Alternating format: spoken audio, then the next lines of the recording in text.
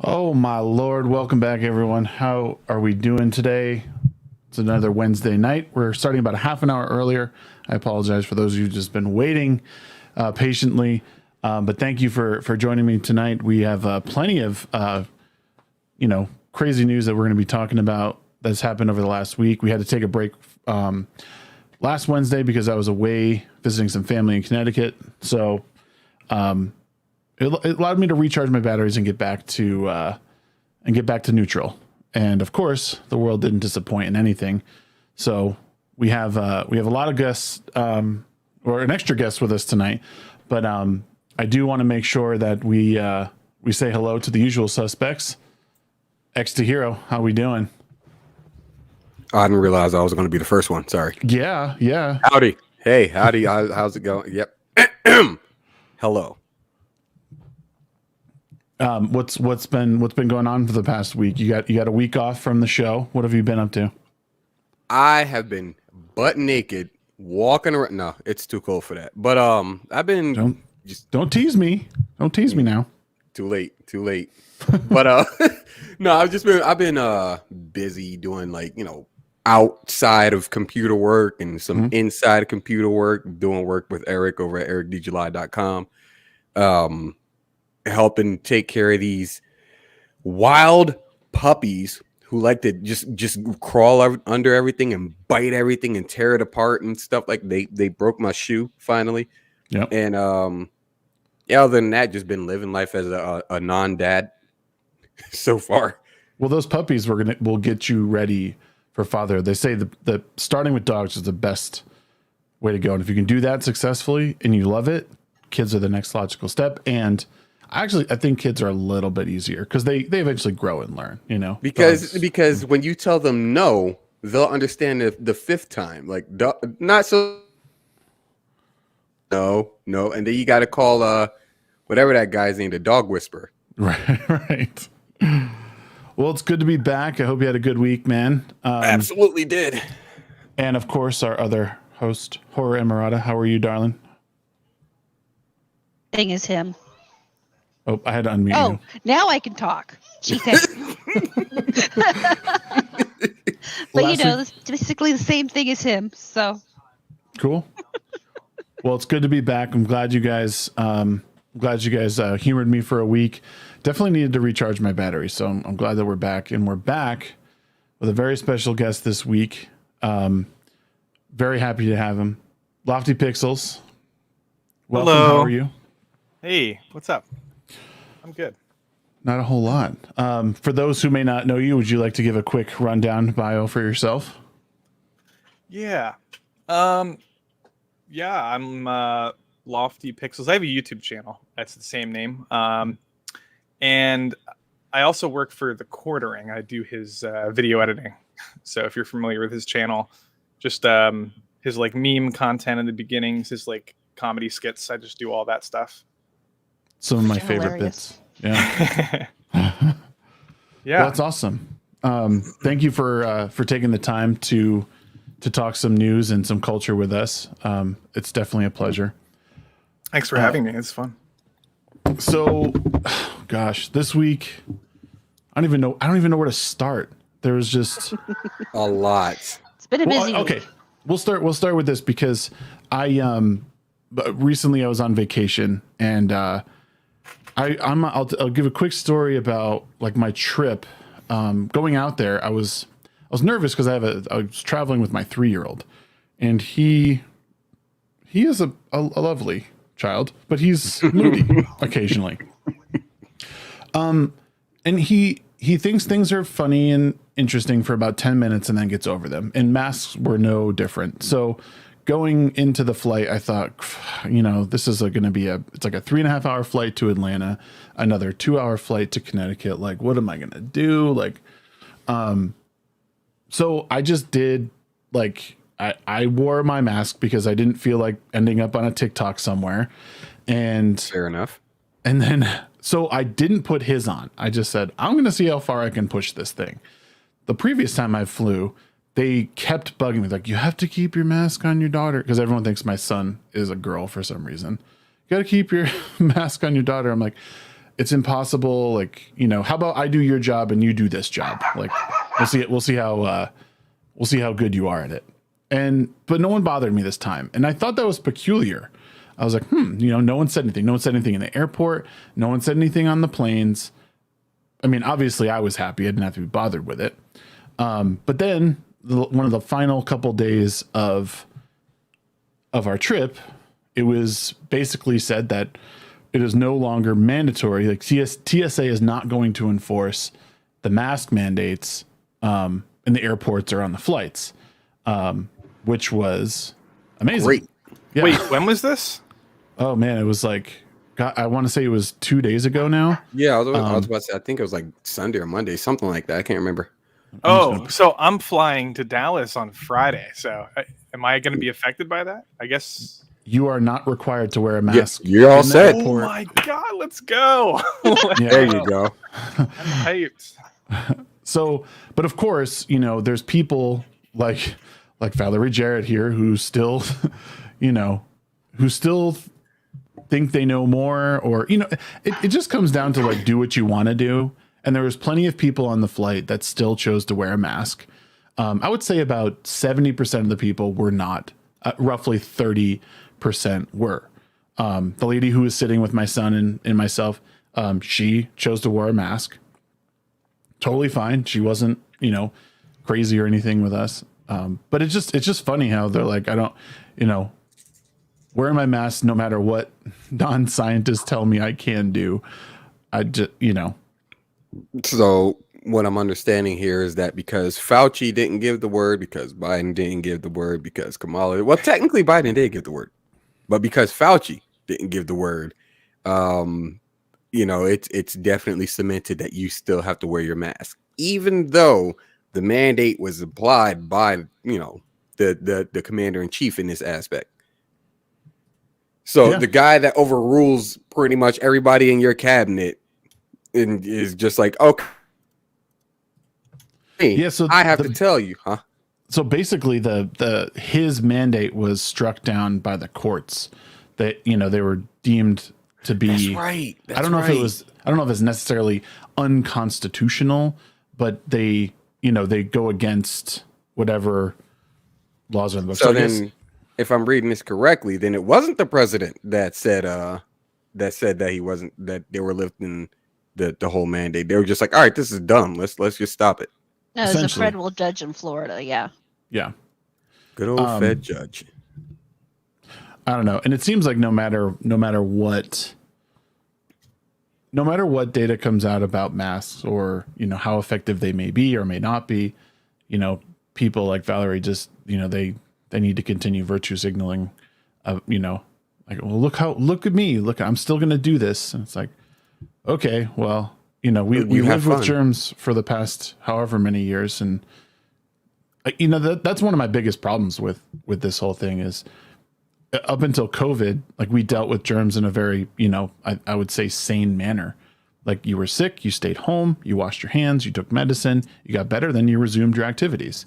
Well, I think what it is when it comes to Valerie's case is that she's worn her mask for so long that, like, the antibodies that usually fought off the stupidity died out because they weren't exposed to it as much. So now, you know, that little bit of stupidity ended up becoming mad stupidity, like a bunch of stupidity. If you're a healthy person, for sure, it's gonna mess with you. I don't know if I can swear in this podcast, but Yeah. but we swear. It's we do, but we're trying to keep it to a sane minimum. Overlord Shagsworth says that he pays this guy handsomely. It only helps my editor with his, like, with bleeping occasionally, but like if it gets excessive, you know, but that's all. It's interesting because if you're a healthy person, you don't want to be isolating your body from like from all this stuff, because you're gonna mess with your immune system. There's an interesting part of this though, which is for example, my aunt she had, before COVID, she would get pneumonia 2 to 3 times a year. She just has like bad medical conditions. Mm-hmm. Since COVID, she has not gotten pneumonia once. Oh, wow. Interesting. And we think it's because she's paranoid and she's also mentally challenged a little bit. She has some issues. Fair. But so she has like ultra paranoia. She can't like rationalize, so she just wears it everywhere, stays away from people. Right. Mm. But she hasn't had pneumonia, so we think that there might be a correlation there. So I get, like, if you're an unhealthy person, it's not a terrible thing to, like, they do it in Japan, they do it in Asian countries, but Right. it's not a terrible thing. But now it's become a synonymous with virtue signaling. So. Well, the scary thing is a lot of people will wear the mask and then assume that makes them safe. So then they're willing to get more closer and more in contact with people. So then they're picking up more germs than they would if they were just keeping themselves away from Yes, that's also people. true. Yeah. But I feel like most people are pretty much at this point, like the majority of people, not everyone, but they're probably just virtue signaling for like some sort of social integration. Like, I don't understand it exactly, but Well, there's also a phenomenon. I don't remember the exact name of it. It's like cave syndrome or something like that, where basically you lock somebody up somewhere long enough, they're going to be afraid to come out. Oh, Stockholm syndrome. No, not Stockholm Not syndrome. That's Stockholm. different. Oh, that's sorry. I that's know when what you're talking yeah. about. It's like it's like the idea behind if someone's locked in the cave, they'll fear everything around them because all they see is shadows. Oh, And so okay. that they're afraid to come out, and that's kind of, I feel like, where we are now, especially for the more mentally unstable. yeah. Well, we got to come out of the other side, because like it's weird, because the people like her, like, they want to be the ones to say how life goes. It's And 2022, Shags. You got to say it until they confirm their gender. Did you please tell me you didn't gender your dogs already? Well, see, one's a boy and one's a girl. Are you Questioning. One has a penis and the other has a vagina. So we can only go so far with that. We're not biologists. yeah, we're not biologists, so we shouldn't say. I can't believe we're actually dealing with this. I mean, it's fuck. What's funny is I think ultimately it's the explanation's like, it's easy, but it's difficult. Like, to me, it's this cultural erosion game, right? They're trying to make men weak. They're trying to make women like men, and like all this stuff kind of leads to the same thing, like this divide and conquer. And ultimately, the way you're going to control people is by just making them feel worthless and like completely separated from the herd, right? Just isolating people, this whole COVID thing is proven to do the same thing. Like we've known for a long time how to take care of ourselves, and we've done it in the face of like in the face of disease and bad flus and colds and all that. We just took care of ourselves. We took care of the ones we loved, and now it's like we need the next thing to the next like little social currency points to score to make us look a little better on websites like Twitter. Like, at the end of the day, like, Twitter doesn't run the world, though you would think it does by how much people interact on it. Right. But Yeah. It doesn't. It really depends, because Elon Musk shifts. he has like tectonic shifts in with some of his tweets, but like, he's very influential. He can move stock markets, but the majority of people on Twitter are kind of like very niche with their political views. But right. Yeah, I just worry when I see stuff like this. It just worries me in the long run. Like, well, how do we get back on track? How do we? I hate using things like how do we get back to the normal way? Like, I don't know if that's a possibility, but I want people to just use their heads. Like, just use your head. Like, what are you doing, lady? Like, if you want to wear your mask, wear your mask. You don't need to jump on Twitter with your check mark and make a big stink. Like, it doesn't say that like you're required to not wear a mask. It just says he He does have a check mark. I didn't even notice that. Yeah. The check mark is so freaking useless to me. Like, at least until I get one. Then I'm like, oh, this is the greatest thing. Yeah. I felt the same thing. Like, I don't know what I would do. But it's embarrassing. It really is embarrassing. Anyone who has profile pictures with their masks on, I don't think I would like them in real life. Like, that's how bad it is. Simply. Unless it's one of those joke masks, then maybe. Yeah. That's true. I spent the whole time going out in a mask that's one of the Mike Rowe masks that said safety third. So Nice. I had Star Wars masks. The problem is, go ahead. If you don't have an N95, or if you don't have a surgical, whatever I guess it's an N95, you're not doing anything at all. Like, you're literally not doing anything because the studies are at this point. The studies were out 6 months ago. I think Bangladesh was the first big study where they came out and said cloth masks compared to like nothing at all is like a 0.2% difference. Right. And then they had like the N95 masks were like a much bigger like decrease in COVID spread. Mm-hmm. So anyone sending their kids to a school with a cloth Scooby-Doo mask, essentially they're just like making it harder for their kids to breathe, and that's the extent of what they're doing. They're not protecting them at all. I'll give it to Valerie. It's child abuse, but yeah, that's right. No. We drove by some kids walking down the street. You know, they're walking on the sidewalk in the middle of. Oh yeah, Valerie had an N95. Fresh air, and they're both wearing masks, and I'm like, what are those parents doing to their children? Yep. Yeah. It's bad. Well, the thing is and this is really one of those parts of this whole thing that it's hard to escape, like, because if you're someone who's saying like I want to demask kids, like they shouldn't be wearing masks, it's child abuse. Yeah. Like the other side is like, oh well, then you want them to die of COVID. And it's like no. Like, Jesus Christ, like no, it's not it. It's like I looked at the data and it like kids they're not affected by this the way that adults are, like, you know, 80 plus, like it's very clear who this affects. Like, so why are we requiring kids to do this? And it's what I was about to say is what I think it is when it comes to these kind of people is like there's never an in between. It's either A, you wear your mask and you're completely safe, or B, you don't wear your mask and you're a complete menace to society. Like, giving up the opportunity. They've given up their agency essentially. So they're throwing caution to their government or whatever, and they're just pretty much saying, hey, well, you know what? If you don't like the science, well, then you're a bigot or something like that. And, like there's no such thing as people who have been taking care of themselves. Like, they eat healthy, they work out, they take, their necessary vitamins to be able to be okay in the world, like vitamin D and zinc and stuff like that. You'll be fine.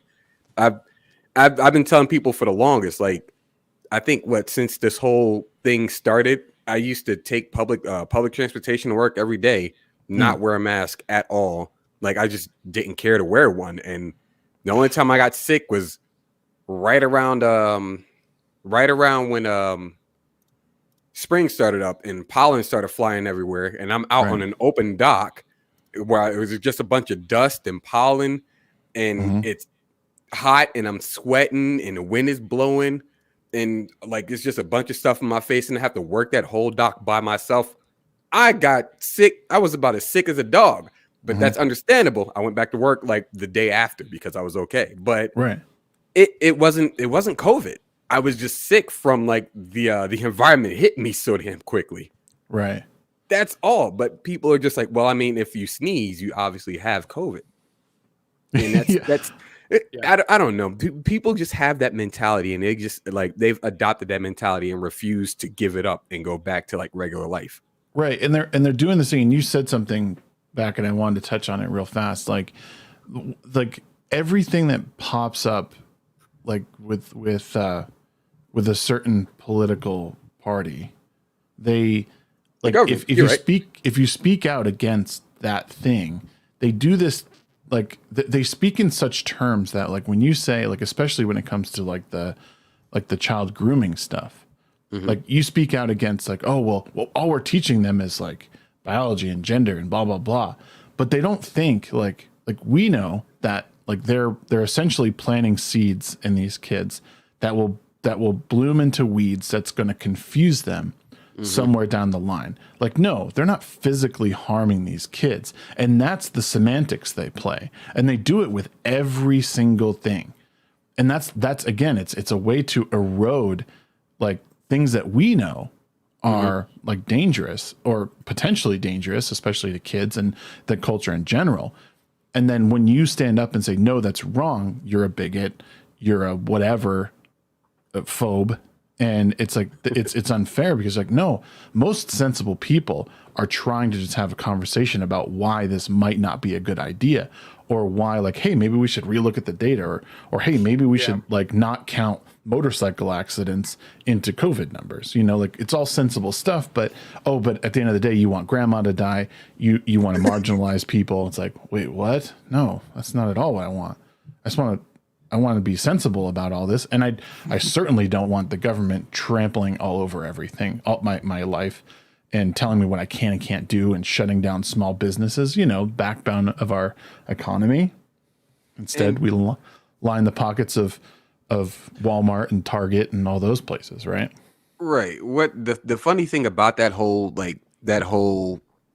whole pandemic situation, in my opinion, is it could have simply been summarized as, hey guys, there's something funky going on in the air. You take care of yourselves. You didn't have to lock down the entire world for something that overall was not as deadly as people made it out to be. Like there are people that have died from it, obviously, and there are people that have died with it. And when you conflate the two, it makes the numbers look way scarier. I get how this works, but a lot of people refuse to like give that kind of benefit of the doubt to something that makes more sense than just saying, oh, well, I mean, you died in a car crash with COVID, therefore. Like it just What's scary is if you just look back a few years to H1N1 and the way that was handled, it was actually more deadly than COVID. And we didn't have lockdowns. I had H1N1. I had it for 3 weeks. Yeah, my friend had it. I couldn't, when I was done, I couldn't walk across the room without an inhaler. My lungs were fucked up for years. I'm just finally starting to breathe normally again. And then they want to talk about the long-term effects of COVID, which, you know, nobody ever talked about that with H1N1. And it was obviously a very real issue because hell, I suffered from it. Wait, I know the solution. We need to silence. I get it. We need to silence Alex Jones because when he talks, that will fix it. Oh, those poor frogs. Right. Sorry, I didn't mean to interrupt you. Oh, you're fine. You're fine. He can't be silenced. He's still got a massive following. Yeah, it's kind of impossible. Though people are apparently going crazy because he's supposedly, or InfoWars is doing. They're going bankrupt. Yeah. The thing with bankruptcy that most people don't understand is that it doesn't matter as much when you're a large business as they think, depending on the chapter they're filing. Yeah, it doesn't matter at all. Every car company on the planet Earth went bankrupt except for Tesla and I think Chrysler, or was it Ford? I can't remember, but it just happens, you know, sometimes. It does. Well, they just file it to protect themselves to protect assets. That's all they're doing. Yeah. And like it doesn't affect anything. Trump did the same thing. And like people say, oh, you know, Trump is an idiot, this, that, and the other. It's like, no, the man, he's a smart businessman. He just knew how to navigate. He knew how to financially navigate to keep himself from like completely losing everything. Yep. Right. Yeah. Trump is a bona fide New York asshole. Like that's what people. People can't separate that from like he is very business savvy. He is extremely wealthy, and he has built his business doing the things he does. Like he's a New York real estate mogul, and anyone knows anything about that knows that they are jerks. Like that's just how they operate. Like they're like if there's a dollar sign, they get real hungry. Yeah, like I mean. God damn, it's so. Anyways, I digress from Trump. It's not even caping for Trump. It's just simply saying, you know, right. It's pointing out like, you know, a good factor to something, even if you disagree with that, like the overall entity as it is. Yeah. You know, I don't want to be a slave to a man. And I'm going to use that to segue into the next topic because this gentleman, tentacle monster. Yeah, right. This gentleman thought it would be That's what you said really last night. really Hey. oh God. I'm saying, shh. Keep it on the PL. What you doing? This gentleman decided to make to do the ultimate grift. And he was really good about making his little Netflix special. Kaepernick. He's going to play backup slave in the NFL. Right, dude. Like, I can't imagine a bigger moron right now. It's true. He's volunteering for it. So Voluntary slavery. Yep. Funny, man. So it's like the Key and it's like the Key and Peele skit where they're like they're like on the block and they keep recruiting like the slaves that are like out of shape and they're like, yo, wait, what the fuck? I'm like in more shape than this guy. Like, they get offended that they're not being picked to be a slave. It's funny, man. I love Key and Peele. And again, like this stuff, like you can't even at this point, like it's like that, like again, the Babylon Bee is like just printing real headlines at this point. True. And this is just another thing, and this is all real. Like Colin Kaepernick's NFL slavery comments on Netflix made good waves. Good. And then, so this was November of 2021. So how many months ago is that? What 6 months ago? Yeah.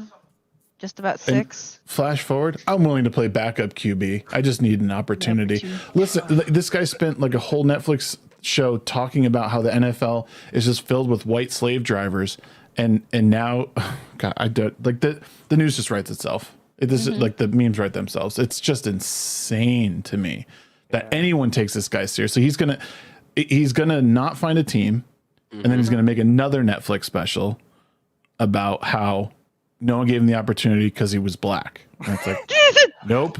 No, you didn't get the opportunity because you're an idiot. See, the thing is, he got into the NFL. And he's not a very good player.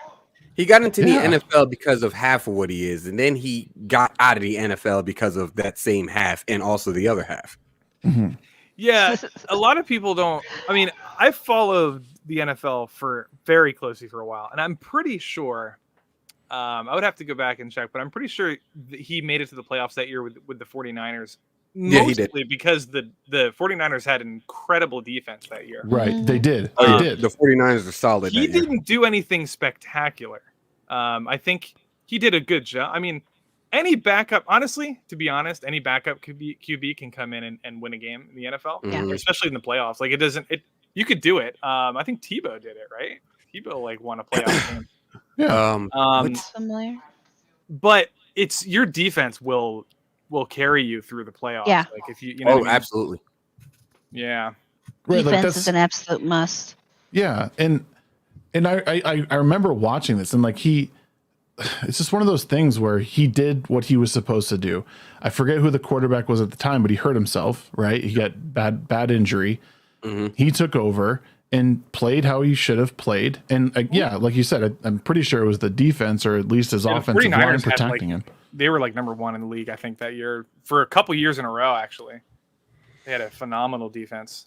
Yeah, and then the next year, I think when he went out and tried to do it on his own from day one, his numbers were flat. There's nothing. Yeah. Yep.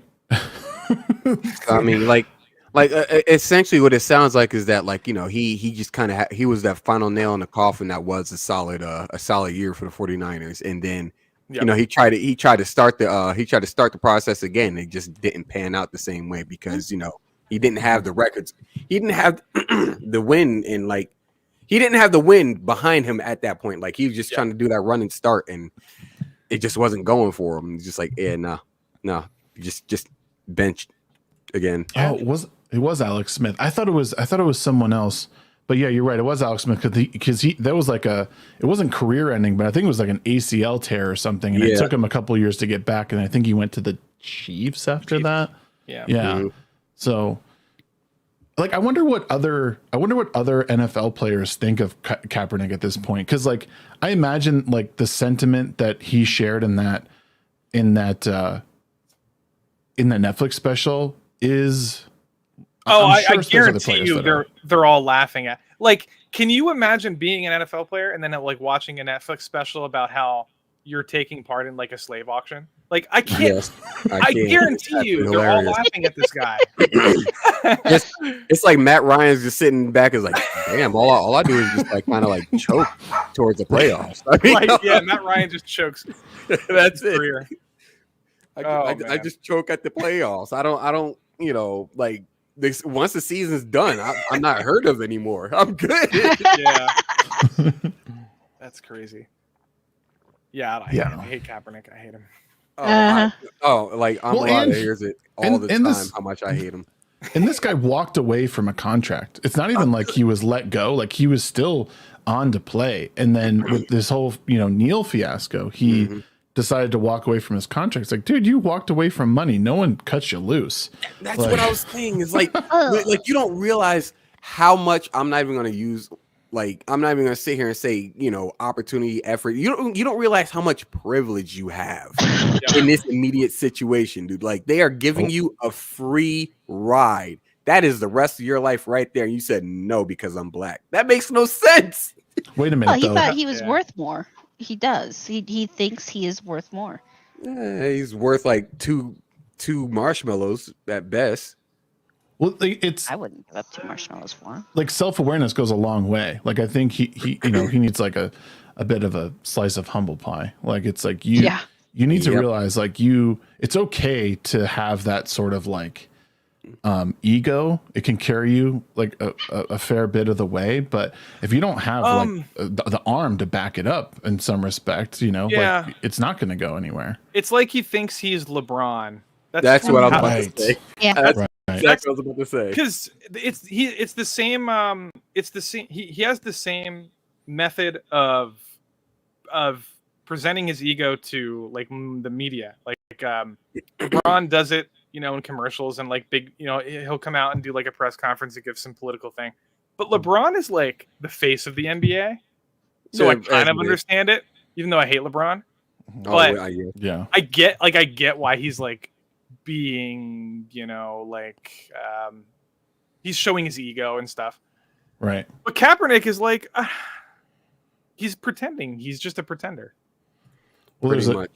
That's pretty much what I was about to touch on as well. It's like a Kaepernick career in comparison to a LeBron career is leagues. I'm talking about like not even miles. I'm talking leagues of a difference. Like Kaepernick is beyond drowned. Like he's at the bottom of Mariana. He got propped up by the media. He got propped up by left wing.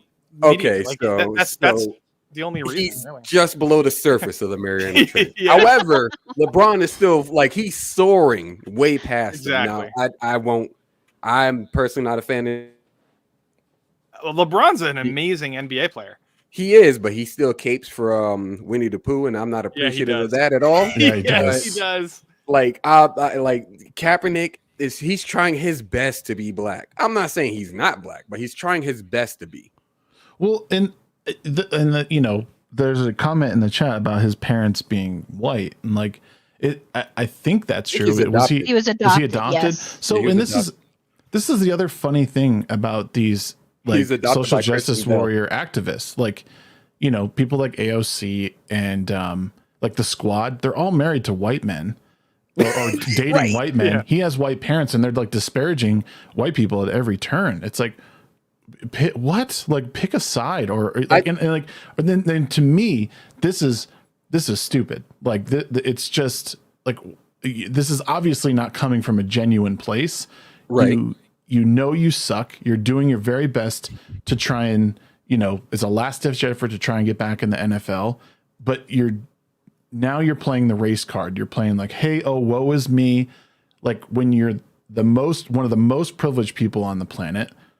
You had your opportunity. You failed. You can't accept it. And then, can you imagine his parents just sitting there like, "What?" Like, they're just sitting there. Like, I appreciate the mansion. I kind of don't want the mansion anymore, though. Can we? I think your father and I we're just gonna go back to the apartment. And We'll be all right, I promise. Well, I'll be honest. It's not like even his parents were poor white people. Yeah, right. So, that's the even crazier part about it. It's like you had a life where there wasn't much squalor. I guess you could say, like, you didn't live in squalor growing up. So I don't understand what level of like suffering you actually went through. But you have to wonder to what degree maybe they didn't enable the attitude. Oh my God! So he couldn't watch the 8:30 cartoon because he had to go to school in the morning. That's not quite what I meant, but okay. That's what I meant. I was thinking more along the lines of how, I mean, it's like last week, or not last week, but last time we were talking about Kirsten Bell and how she's raising her kids. You have to wonder if to some degree maybe his parents didn't point out that he perhaps had a better life because he was living with a white family versus that's just it. Kristen Bell adopted him, so I mean, it kind of makes sense. But I don't understand. I mean, you have to wonder to some degree about that. Right. No, that's a fair point. I mean, again, you don't know how someone was brought up, and I'm sure at some point that may have come up, and you can never tell. I think it's stupid to play that card, but I think that there's plenty of people who are, there's plenty of black families that have it really good, and it's a bunch of white families who don't have it really good. It's just, I don't know. It's just a sad story, Kaepernick. It really is. And in sort of the same vein, in Hollywood, we had like our next little story is about Viola Davis, who starred in both Suicide Squads. Yeah, I was about to say, Viola Davis is easily, if I were into DC as like comics as much as I used to be, if I were into it, I would say Viola Davis is easily the best pick for playing Amanda Waller, like bar none. Oh, she was awesome. She was fantastic as Amanda Waller, but and I've seen her in other things. Oh, what's the name of this one other series? I can't remember what she was, what it was. She was like, I'd have to go and look it up, but it was a really good series that I saw. She did exceptionally well in that. I'll just IMDb it real quick. But I mean, she's been in a few things. She's an amazing actress, just hands down. She's a really good actress. However, not so much upstairs otherwise. Well, yeah, it would seem so. I mean, she discusses in this article from Bounding into Comics, she's like, I guess this quote or what she was talking about is from several years ago when she was discussing how like her time at Juilliard and like when she was first getting into acting, like at Juilliard, the school and faculty wanted to create the perfect white actor that is something devoid of joy but steeped in technique, which probably not the best wording, but I guess I could understand what they're trying to say here. But yeah, the whole perfect white actor thing, probably not the best verbiage. But she talked about how she should have walked out of Juilliard. Obviously she didn't. She completed Juilliard and went on to have a very successful acting career, and not just movies. Like she has I think 1 or 2 Tony Awards, which is like Broadway awards. And like her comment here was like, she's so there's no set rule how a character should be played. That was my issue with Juilliard. Whatever character I play, I'm not going to play with the same palette as my white counterparts because I'm different. Totally fine. There's nothing wrong with being different, and like that's a part of acting. But again, like when you physically look a certain way or you sound a certain way, you might be built for different roles, right? My voice is different. Or being a midget. Right. Like your voice is too deep, you're too hard, so you have to be light, but you have to be like a 90-pound white girl. You can't be your light. Now, I don't know how much this was editorialized by her. It's kind of sound like she added in the white girl, but again, it's like you know exactly the person they're talking about when they say 90-pound white girl, right? Like it's this like little teeny soft voice. Soft-spoken, it's like they're saying they want her to be, what's her name? Oh God. What was Be she Kristen in? Female Bell. Thor. Yeah, female Thor. Jane Foster, whatever her name is. I What is can't her name? remember her Natalie real Portman. name. But yes, Natalie like Portman. they want her Natalie because Portman. that's actually a perfect example of a tiny white girl. Right. Like I just Not you no know, more, not according to Lyndon. Poor Lyndon. the whole what did I race miss? thing. I had to take my dogs out. They were being annoying. Sorry. I you're understand the fine. feeling. No, we moved on to we're talking about Viola Davis and her comments. Viola Davis. Yeah, Viola. Yeah. This girl. So yeah, I don't know if the name. Actually, you might be right, but I don't know. Because I played viola for 6 years actually, but I don't know. Do they pronounce the name the same way as the instrument? I have It's no Viola. idea. It's Might be- Viola. I think it might be. Oh, there we go. I just pronounce it like the way it's That's written. my biggest regret is not continuing with the viola. It was like, I mean, the violin is like my favorite instrument ever. It's just a beautiful instrument. Kids, you if a you're fan? watching, just play an instrument. You will not regret it. Are you a fan Yeah. of the Red Violin?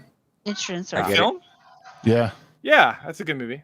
That's one of my favorite movies. I did like a film study on it in That's a college. short film, right? It's like 50 minutes or so. No, I think it's like I want to say it's 2.5 hours. Yeah. Samuel L. Jackson's in it. It's thinking- a weird part, I'm but thinking of he's the there. red balloon. I'm sorry.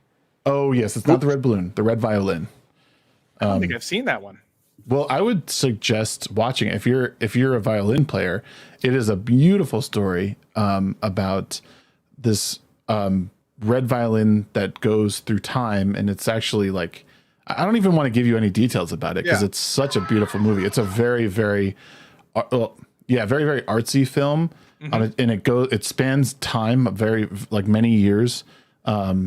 And like I said, Samuel L. Jackson has a cameo in it. Oh right, okay. I think it's the only movie he doesn't say motherfucker. So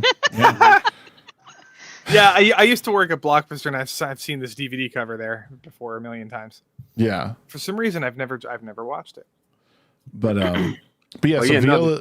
Oh, go Yeah, ahead. I was go about ahead. to say the series I was thinking of. The series I was thinking of that Viola Davis was in was Scandal.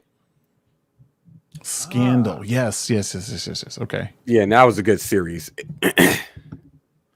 But yeah, I didn't read the title of this article, but from Bounding into Comics, they say Viola Davis claims that in order to succeed in Hollywood, you either have to be a black female version of a white ideal, or you have to be white. Oh my god! What so is does that just not spit in the face of Jamie Foxx, or is that?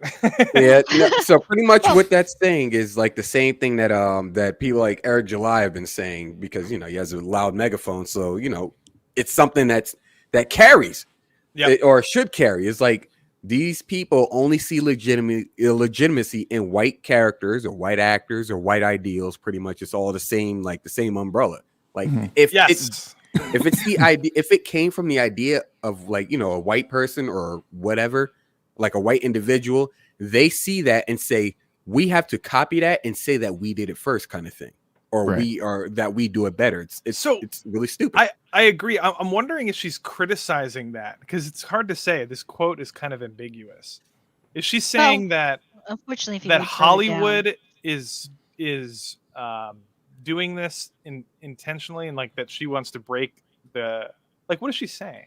I think that's what she's saying. I think she's saying Hollywood's a specific way, and like I've sort of made it my mission to try and do that, because like she was saying, essentially like through like Juilliard wanted like this perfect white actor that's something devoid of joy but steeped in technique. Now, I'd said while you were dealing with your pups there, like I understand like what Juilliard's saying here. It's not worded very well, and I'm wondering if she editorialized this part a bit. It seems like she did, but because obviously she went to Juilliard and graduated and had a successful career as a stage actor and as like a Hollywood actor. So I'm not a huge fan of her, but she has been successful. I think some of that has been I think she's been propped up as like the voice of black women in Hollywood. I don't think she's think she's that good. I think Lupita Nyong'o is. I think there's other black actresses much better than her. It's just my opinion. There's a lot of them.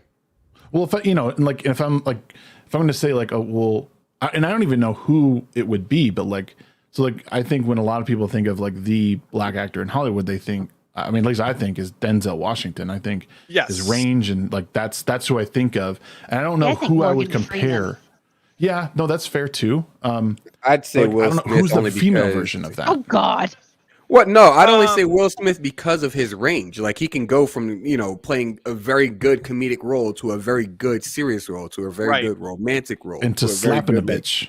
Yeah, to slapping a bitch.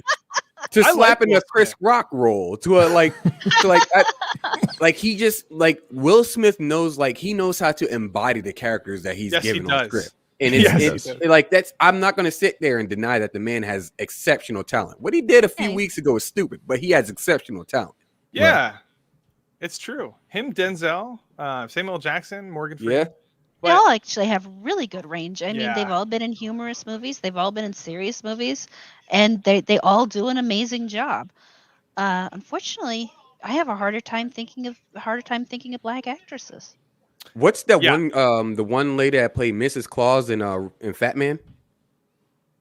Oh, I didn't see Fat Man. Oh God, that's a good one. You need to watch it. That's a fantastic movie. Mel Gibson and Walton Goggins kill it. It's great. I love Walton Goggins. Yeah. Regina King, Zoe Saldana, Lupita Zoe Saldana, yeah. Yeah, Saldana. For some reason, I don't know if it's prejudice in Hollywood against black women or if it's the fact that black women do not pursue acting as a career. I like it, that could be the honest answer. You know what I mean? Like it going full Jordan Peterson on us. I see. It's Marianne Jean-Baptiste. Well, you know Lobster Pixels, is that you? I'm a massive fan of Jordan Peterson. That's probably where it came from. Lobster Pixels, it is. But that's a fair point, right? Like, and I think people forget that part of it is like, is this particular black women group auditioning for roles? Ooh, Halle Berry. Halle Berry is a really good. Yeah. That would be someone for sure.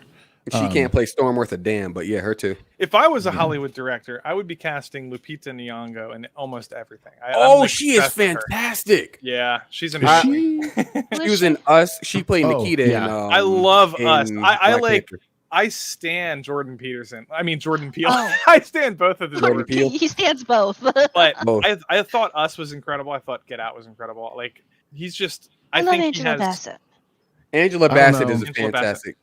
I'll say the drinkers review of Us is exactly how I felt. There was a couple moments where I was like freaked out, and I think it was mostly her performance because she's so expressive. And how she came through that voice and her eyes.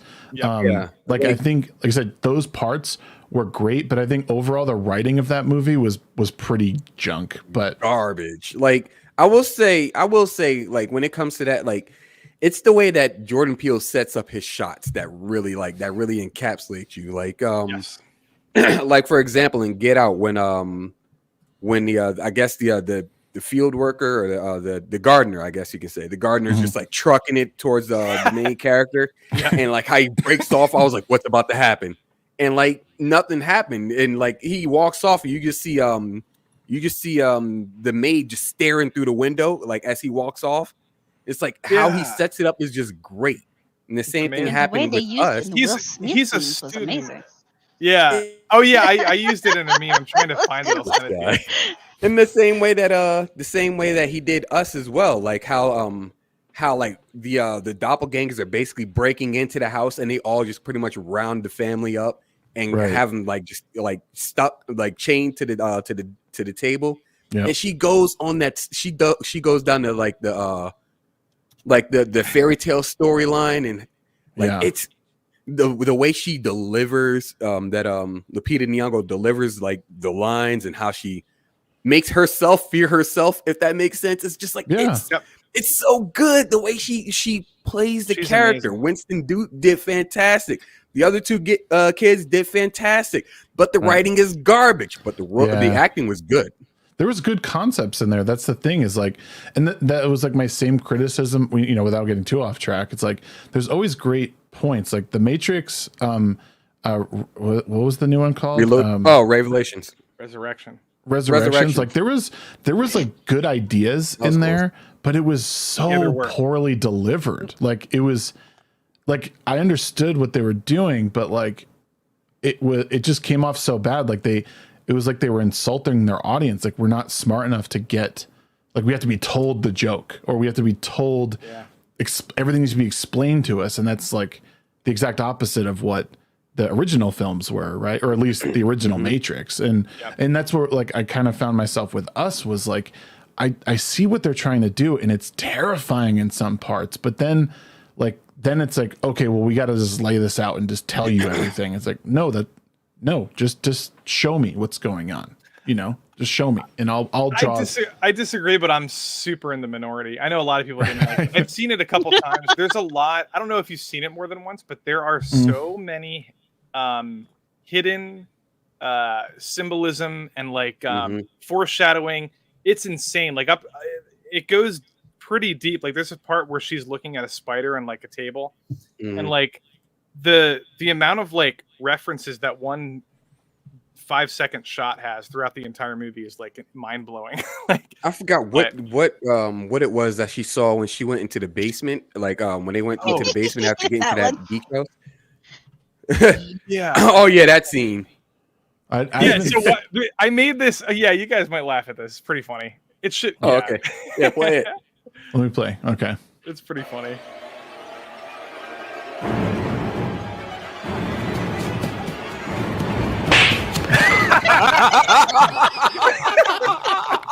That was so good. That's why he's right. Perfect.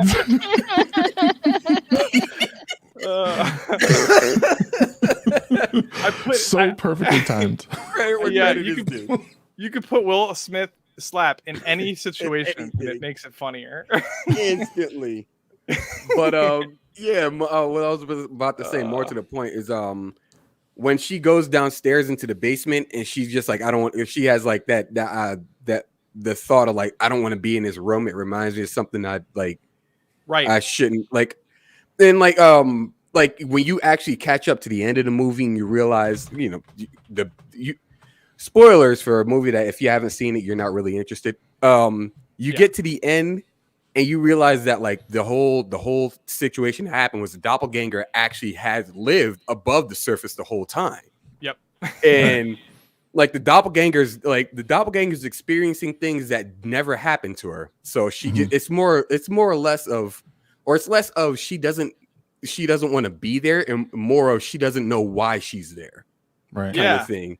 It's a pretty deep movie. I mean, it's hard. It's like, it's messy, but I appreciated his faithful, essentially what he's doing. And he did the Twilight Zone remake, but his films are like a Twilight Zone movie. Like, they're very eerie. They're not really based in reality, but they're kind of based in reality. Mm-hmm. A lot of people take him super seriously and say, oh, that would never happen.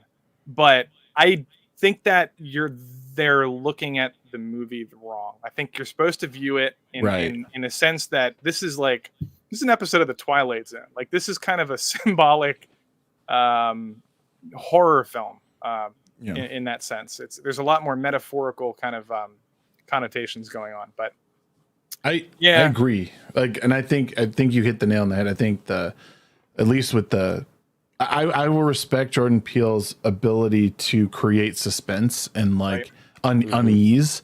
Like, there's a couple of episodes of Twilight Zone that I really, really liked. That they just made me feel uncomfortable. And I think that's the point. Like, and I think that's what's missing from a lot of like the horror stuff. Like, was the writing superb in Us? Nah. But like, there's certain parts where I felt like, again, I just, my skin was crawling. And it wasn't until really the end when things again were just sort of like spelled out too much for me that I was like, it kind of lost me. But overall, like, his movies, I think are fine. And I think he has a real ability. Yeah. He has real ability to he's a cinephile too. You can tell he's watched a lot of Alfred Hitchcock. Right. If you're if you're a movie buff, have you ever heard him talk in interviews? Like, that guy has paid very close attention, and you could even see it back in his Key and Peele sketches. Like, he referenced like a fuck ton of like our old horror films, and like, he's very knowledgeable. He knows what he's doing. He reminds me of M. Night Shyamalan a little bit too. That's funny. Early M. Night. Said the same Early thing. M. Night, yeah. Yeah. You see, now, and here's the thing, like that. And not to deviate too far off of the beaten, or rather the travel path here of Viola Davis, but I think people give M. Night Shyamalan a little bit too little credit. Like he's had some duds, but I absolutely agree. Like when you look at a series, when you look at a trilogy like Unbreakable, Split, and then Glass, so good. Fantastic. It had a weak ending, but it's overall it's great. Exactly. Yeah. What else did he have? The Happening was fantastic. You like The Happening? Oh yeah, like that movie is great. Again, good concept, poor execution. Yeah. I can laugh at it. The only thing I would say was like it because most people would roast you for that, but that's awesome. Yeah, but no, well, like he's not like used, so yeah. But the thing is, like, the thing about like The Happening for me was more so like I like the concept, I like the idea. It was executed exceptionally well. I thought John Leguizamo did really good in the movie. I love Leguizamo in that. And my favorite part was pretty much just not the kids getting shot. That was kind of tragic. Also funny, but kind of tragic. But no, it's fine. Yeah. It's fine. We'll just edit it out. But no, like the what really caught me the whole time was just Mark Wahlberging through the whole movie. Yeah. That's always grand. Confused Wahlberg. It's an unintentional funny horror. Yeah. It is. Yeah, pretty much. Here's the thing. Everyone forgets about this M. Night movie, and it's, in my opinion, his best storytelling, his best. See, no one can anyone get. I'll give you guys a guess. The Visit. I like The Visit. Sixth The Sense. Village. The Village was good. Sixth Sense Lady in the was Water. good. Yes, Avatar. Lady in the Water is one of my favorite movies because no. Last Airbender? Y'all can roast me all you want over Lady in the Water. I think that movie was one of the Giamatti, right? Yeah, Paul Giamatti. Yeah. What a beautiful concept of like a kid's story, concept. And he somehow makes it into a believable world. I don't know, man. I just thought it was superb, and even the effects in that did not. I didn't once think like, oh, this like way too over the top, or And again, the beast in that was like terrifying in its own way. I like what you're saying. I didn't love the acting. I thought the casting could have been so much better, but really, I appreciate your pixels at it. I know the casting was really terrible. But I thought it was just we're total opposites on this one. I loved every single person. What's his name there with the guy with the one arm that was like was too big. Even that guy, like I forget what he was in a bunch of movies around that time. Anyways. Oh no, I forget. Like yeah, and dude, I thought those But I just thought the perfect cast really came for me because like they were intentionally done that way. Even the movie critic, like he was like a parody of them, like just like too serious. I know how you feel because a lot of people hate that movie, but a lot of people also hate the Village, and I think it's a masterpiece. So. And you see, I like The Village too. I love the concept in it. I love the layering and the idea. To me, it really demonstrates how people don't think about the microcosm of their world and what can be outside of the walls. And I love that for that. Yes. Me personally, it like I still like I didn't like the movie, and then it was explained to me, and I was like, oh, okay, I get it. So it's not that I dislike the movie now. It's not. Yeah. Wait, did I get cut out, or did he get? No, cut he out? cut out. Okay. We're sharing internet over here, and we have some issues occasionally.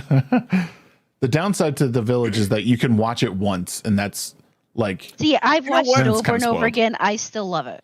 Okay. Yeah. I understand what you mean because the ending is kind of like the big payoff and like it's the best it part. is. Right. But at the same time, you watch it and you start to pick up on. I mean, but it's one of those things you pick up on little things throughout.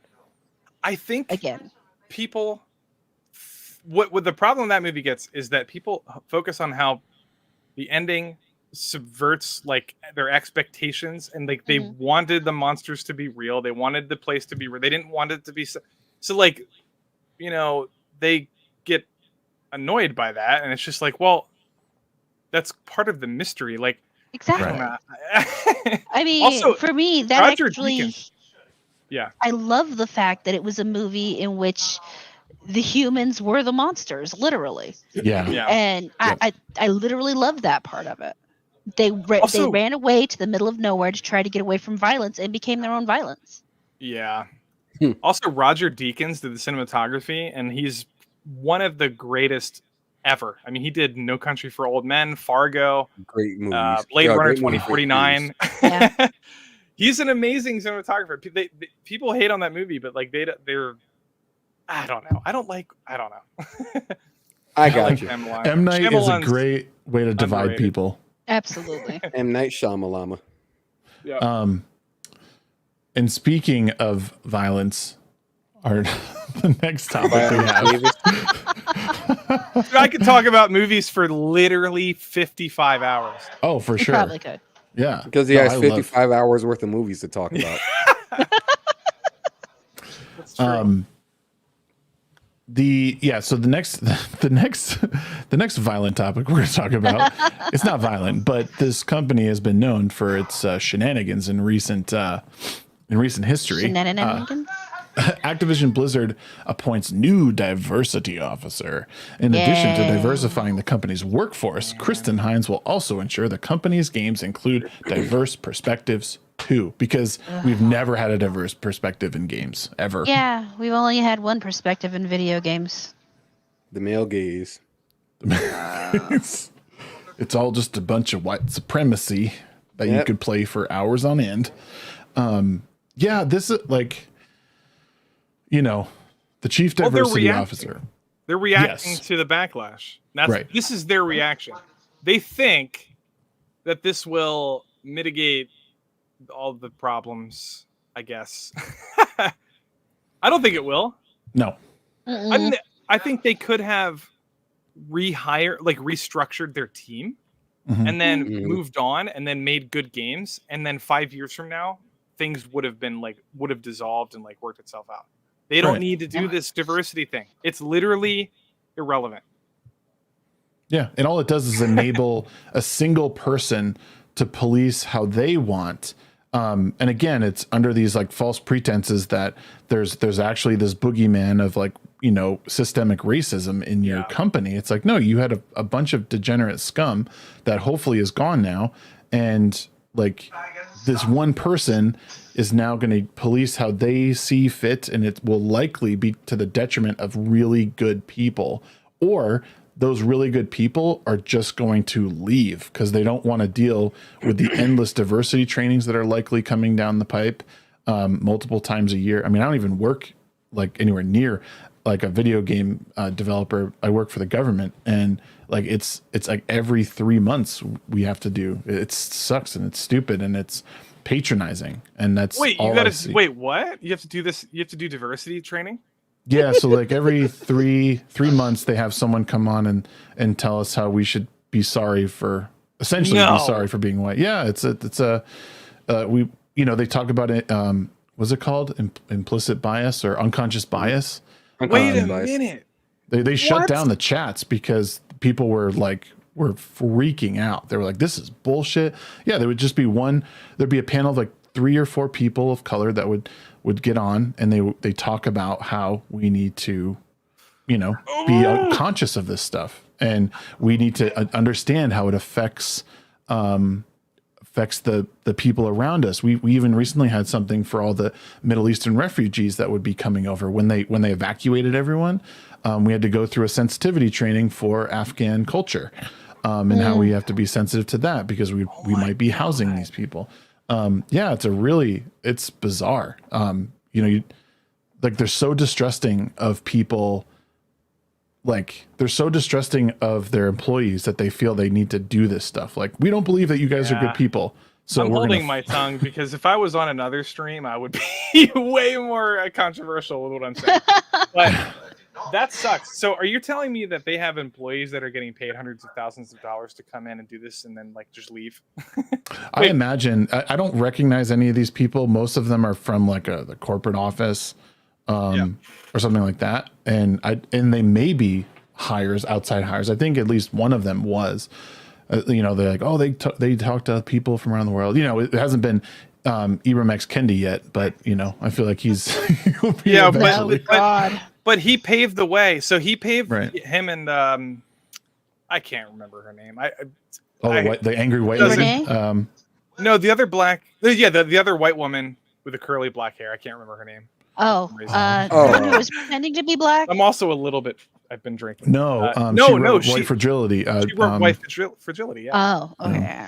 But these people paved the way for other people like them to come and do this stuff and make a ton of money doing it. It's literally like almost a 6-figure job. Like you come in and educate white people on how to be anti-racist. Yep. Yeah. What the hell is that lady's name? Now it's going to bother me. I'll Google it quick. I'm always happy forgetting these things. So. Oh, Robin DiAngelo. Robin DiAngelo. Yeah, that piece of crap. And she just wrote another book, which I'm sure is a New York Times bestseller. Basically saying white people should just hate themselves, and people eat it up. Like you see the stuff on Twitter constantly of like the progressive left talking about how like we need to yield to people of color, and we need to acknowledge our unconscious bias, and we shouldn't speak on certain things. I mean, that's how they turned the whole Will Smith thing. They said white people can't comment on this stuff because we have no idea. Like, yeah, white people have no idea about domestic violence or mental health. Like nothing at all. And they don't debate. They don't debate. If you challenge any of these people to, like, if you challenge Jordan Peterson to a debate, he would debate. He's debated the hundreds of people. Yeah. But they do not sit down and have a conversation about whether or not their ideas are, plausible. Like they just don't. Ibram X. Kendi was challenged to like dozens of debates. He's turned all of them down.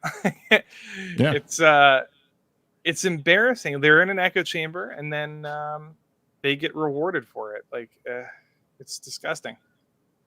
Yeah, and in this sort of culture at these big game companies like Activision Blizzard, in my opinion, is like, as far as a game developer has been on thin ice for a while. And now this is like, it just doesn't seem, it's not going to help their quality of game. And again, like, include diverse perspectives. Like, since when have there not been diverse perspectives in their games? Like, I mean, they have a whole universe of different races of people.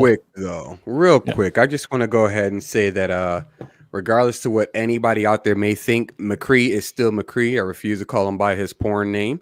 And we're not going to sit here and act like diversity officer isn't a fake job. That is a very fake job. Oh, for sure. Wait, who's saying that it's not?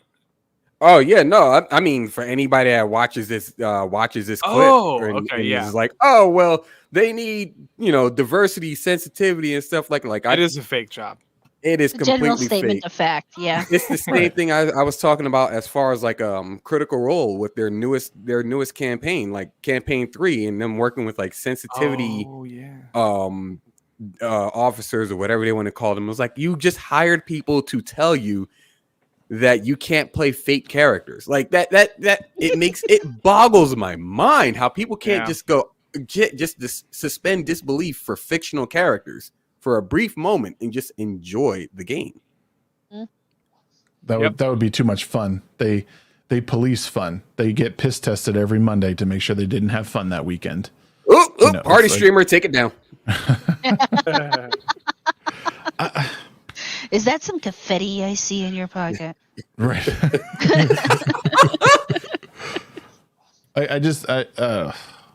It's embarrassing. It's embarrassing that we have to even like have these discussions. And like in 10 years, is this position going to even exist? Like what will it be for? Like I would wonder how long it'll be, and before these positions are dissolved, because they're just forking over a bunch of money for things that aren't even going to change, and it seems like these companies deserve to lose the money. Like, oh, you're going to fork over a 6-figure salary for this bozo?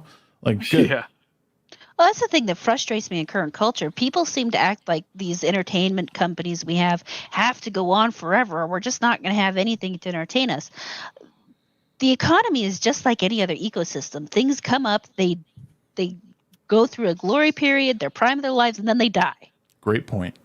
And then something new comes along, and that's just the way it's supposed to work. You don't need these companies to last forever. It might be nice because, nostalgia and blah, blah, blah. But in the end, it's better if they die so we can get something new and better. Right. I've said this for years. Like, it's okay to end games. Like, Halo should have been done with 3. It's okay to be done. Like, it's okay to end your stories, kill your characters, because guess what? Someone will come make a better one, like you said. And if Blizzard dies because of all this, that's probably fine, because the best people from that company or former people will form something else and they will come up with something good, or they won't. But then again, people will come because games aren't going anywhere. Entertainment's not going anywhere. No, and as a matter of fact, as we get more time, we need more entertainment. So I would say there are some exceptions when it comes to like extending a franchise. Like, for example, like Final Fantasy, it's separate stories spread around, like, the Final Fantasy, I guess, multiverse as it is. That's right. That's different. When you look at like Mortal Kombat, they're playing with life and death as it is. That's different. Like Halo is one guy. It's one guy, Master Chief. He's just one guy. And he's just listening to Cortana is like, look, we got to get out of here the whole time. We got to fight these enemies and we got to get off this planet. That's it. Yeah. And like, it should have wrapped up at 3, because 3 was like the perfect ending. They could have put out Reach. I enjoyed Reach, but Reach had nothing to do with Master Chief for the most part. Right. So, I mean, like, that's fun if you want to make like, a side game or something like that. Like, then you have series like Kingdom Hearts, which should have ended at 0. Like, that should have they should have never even. Kingdom Hearts made me so mad because I heard 3 was really bad. I never played Kingdom Hearts. Garbage. 3 was so bad. It's like it like the same level of like integration that they had for like the original characters, like the Square Enix characters to the Disney characters was just. It was a really good blend for the first game, the second game, and the side games, or some of the side games. But 3 just felt disjointed the way they did it. It's almost as if Square Enix is trying to separate themselves from Disney in that aspect. It was just not as entertaining at all. Like, me personally, if I had to pick a favorite Kingdom Hearts game, it'd be Birth by Sleep, because it has nothing to do with the main characters. None of them act like pussies, and Terra's a badass. But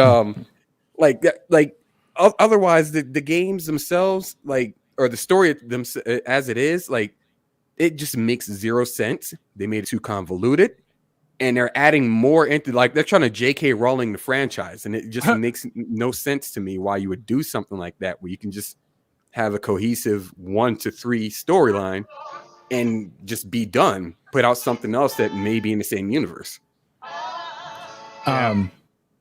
Speaking of trash, that's good music. Not your music. So, even better, but something even more trash is lovely. Wait, what is that? It's what? Is that me? Oh, that might be the TV in the background? I thought that was like one of you guys. Oh no, it was okay. So you're watching a Song of Life first. It's Amarada's TV. Nice. It's Sherlock Holmes. Eldritch beings have to let things play in the background too. Keeps the dogs quiet. Oh, look who it is. Well, yeah. Speaking of trash, sure.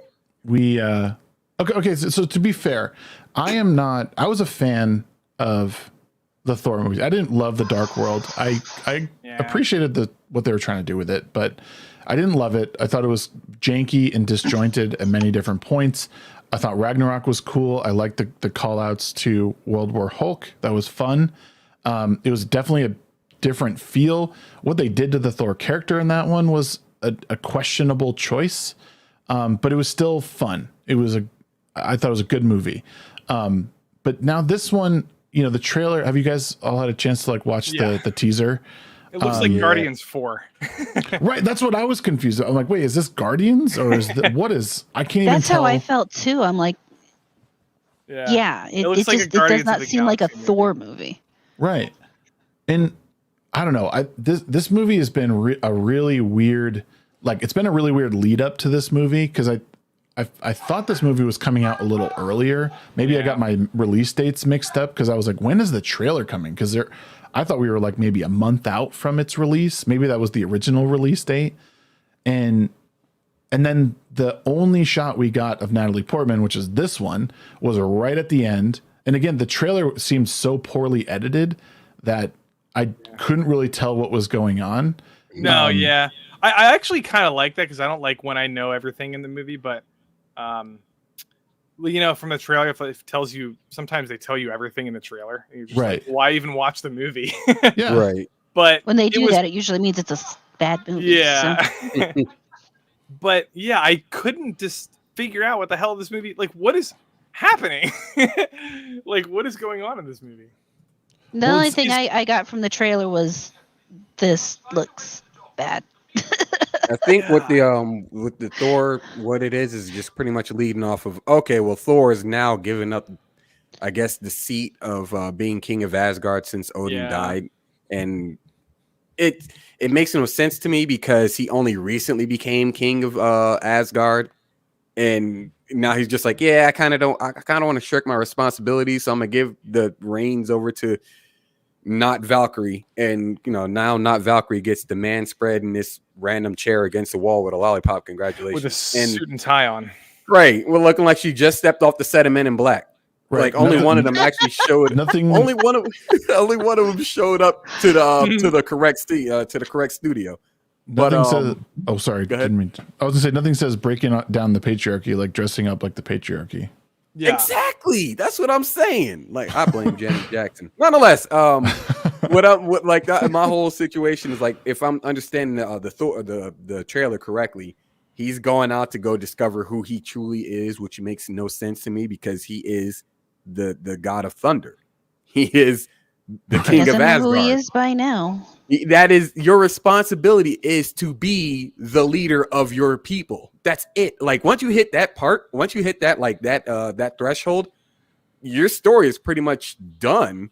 That doesn't then mean you have to reset and pass the reins over to somebody else and try to do it again. No, stop it. Cut it out. Not to mention, I hate what they did with Jane Foster. They should have just left her as a love interest and just stayed there, because then she got cancer. And the more she used Mjolnir, the more she died, or the faster she died. Then all of a sudden, it just disappeared. Well, I agree with a lot of what you said, and it's like I don't. The MCU forgot about Jane Foster. Like, it's been nearly 10 years since she's been in any of the movies. They made up some stupid excuse that she was off, like, running around. He didn't seem interested, and I believe in the news, wasn't Natalie Portman like over the role? Like, she didn't really care for it. Yeah, this is all not. None of this shit has ever been planned. This is like, okay, you're right. She was done with the role for years, and now they're like, well, she's interested again. So instead of like doing other Thor storylines that they just skipped over all the content from the comics, they're like, okay, now that she's interested again, we're just going to do female Thor.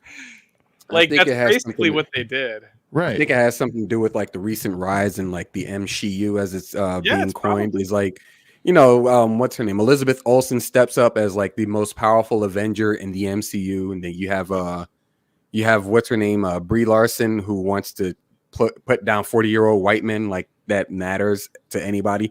And then you have what's her name? The chick that's playing Valkyrie, Tessa Thompson. She's always been a feminist this entire time. She's like, we need more women roles, this, that, and the other. I mean, I would be fine if Natalie Portman was like a major character. Like, if she was the only one, like, I would be like, okay, that's cool. Or like her and Black Widow, because I like Natalie Portman. See, now my thing about Black Widow, Black Widow, and I've been saying this since the beginning of it all. Like, Black Widow has been my favorite female, my favorite superheroine, I guess you can say, in Marvel to date. Sure. And as far as male characters go Spider-Man, then Hawkeye, then 3 X-Men, and then whatever after that. But Black Widow is my favorite. They put out this movie, it was garbage, and then Scarlett Johansson did a heel turn as well. I think Natalie, because she can see it as an opportunity to get her name back out there, because Wasn't she? Because she played Elizabeth Swann, if I remember correctly, in Pirates. Was that her? Or was that? No, that was Keira Knightley. That was Keira Keira Knightley. The two. Oh, I always get the two confused. I get them mixed up too. Everybody does. Ever since Star Wars. Her resume is insanely good. Like, it's not like she's like aching for like good movies. And this just seems like, again, it just seems like a paycheck. And the only logical, if it wasn't for the hand-me-down Shattered Mjolnir, I would say this has something to do with the multiverse. But obviously, this is the original hammer, as we can see from the picture that was broken by Hela. But like, it makes zero sense. Like, what has she done to earn that, right? I think I'm right about this, but I'm not sure. But I think the character of female Thor is actually pretty popular compared to other modern female superheroes in like the last 10, 20 years of like the Marvel comics. I actually have a female Thor Kotobukiya figure. It's like $155 figure. I do like Kotobukiya. I got it like 6 years ago, and like I enjoyed her first comic. Like, I thought it was fine, but like, you know what I mean? Kotobukiya makes really good figures, man. I do not disagree. I love, like, I've been saying this for the longest. Like, I want to get some Kotobukiya figures myself, but like, first off, I don't have the money. Second, I don't have the space. I got Storm, I got Spider-Gwen, I have Kitty Pryde, Wasp, and female Thor. I was just gonna get Tekken characters. I like what they do. Like, ever since I think it was Tekken Tag Tournament 2 or it's Tekken 7, one of the two. When they started putting the art in the game, and I was just like, yo, that looks really good. And I saw the figure and I was like, oh, I gotta get these. But Kotobukiya, like I do follow a lot of figures as well. So like Hot Toys and Sideshow and whatnot. But I love Kotobukiya stuff. Yeah, and I'm pretty sure female Thor is like one of the more popular female characters in the Marvel comics. So like, I feel like that's probably why they brought her in. It's not like. I just think it's the rise of the MCU. Captain Marvel. Well, I was gonna say Kamala Khan. I think Kamala Khan is like not as. Oh, that's them trying to make her into the new Spider-Man because Miles Morales is. They're trying either Miles or Kamala, whichever one sticks the best. Yeah, and like Chris Hemsworth's done, right? So like he can't do 20 years of Thor. Like, no one expects him. Right. I don't necessarily mind personally if they give up the mantle of Thor. Like, I might get roasted for that, but I just don't care. But it depends on how they do it. Like, it really depends. Like, if they force some kind of, female agenda, feminist agenda in the film, which I know they're going to do because they have Valkyrie in a suit. But it just depends to me on how they do it. Like, they did Black Widow really, really, really well. Right. They did. I like Scarlet Witch. I thought she's really good. Like, everybody, I don't know. It was the writing that killed her. She tortured people and they somehow made her the victim. But that's the issue. And I'm going to say this speaking as a female. Now, here's the funny thing about Scarlet Witch that people who actually read the comics would know is that like she's both. Like, originally when she was in the Avengers, like she would be like, she would be the Vision's rock pretty much. Yep. She was his moral anchor. So she looked out for him. Yeah, then something happened along the line. Yeah, that's what I was about to say. Is like something happened along the lines, and like if I remember correctly, if it was Pietro that died, or it was somebody that died, and she ended up killing like she killed Hawkeye and somebody else. Well, no, and then it was Avengers disassembled. And like so it was she was reeling from Mysterio's like projection of her kids who she never had, and her psyche broke. And she started pitting the Avengers against each other, and she killed Ant-Man, or she sent people there that like basically like, so the Vision brought Ultron bots, Ant-Man died, and then Hawkeye got sucked up into a goddamn propeller. Yeah. Not like this. Yeah. But like that happened. Hawkeye came back or somehow, some way, and like he went on a journey to go find her. He found her. or he thought, rather, he found someone who looks like her, but like he was drawn to her, didn't know why, and she pretty much darkness, and like she just pretty much just kind of like not only not only mind fuck the guy, but also fuck the guy. And it's just like it sounds like a normal like relationship. She's very powerful too. Kind of normal relationship. She created an alternate reality. I mean, yeah, she with the single phrase "no more mutants" pretty much reset the entire X-Men pantheon. I just don't, there's so many people who think that they've like made her OP because of like feminism, but no, she's really always been OP. She's just also been character's OP. Right. Just always been unstable. Wrong. They just played her in a way like in the MCU that makes her out to be a victim as opposed to like. I disagree with that. That's my major disagreement with everybody. I don't think that the writers were on the side. We're siding with her, mind wiping people.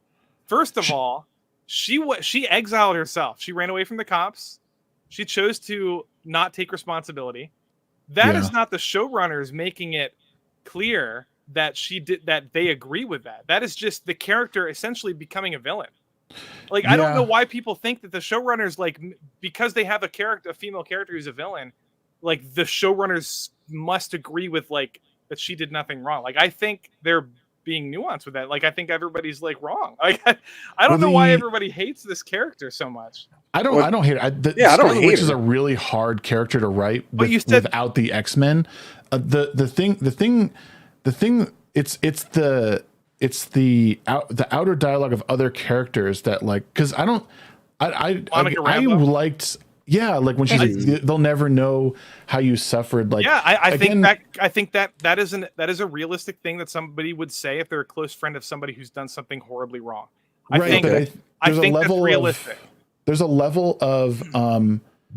definitely a level of like, again, self-awareness that I think heroes or alleged heroes like come to terms with. And maybe you're right. Maybe this is a way of painting her as another upcoming villain.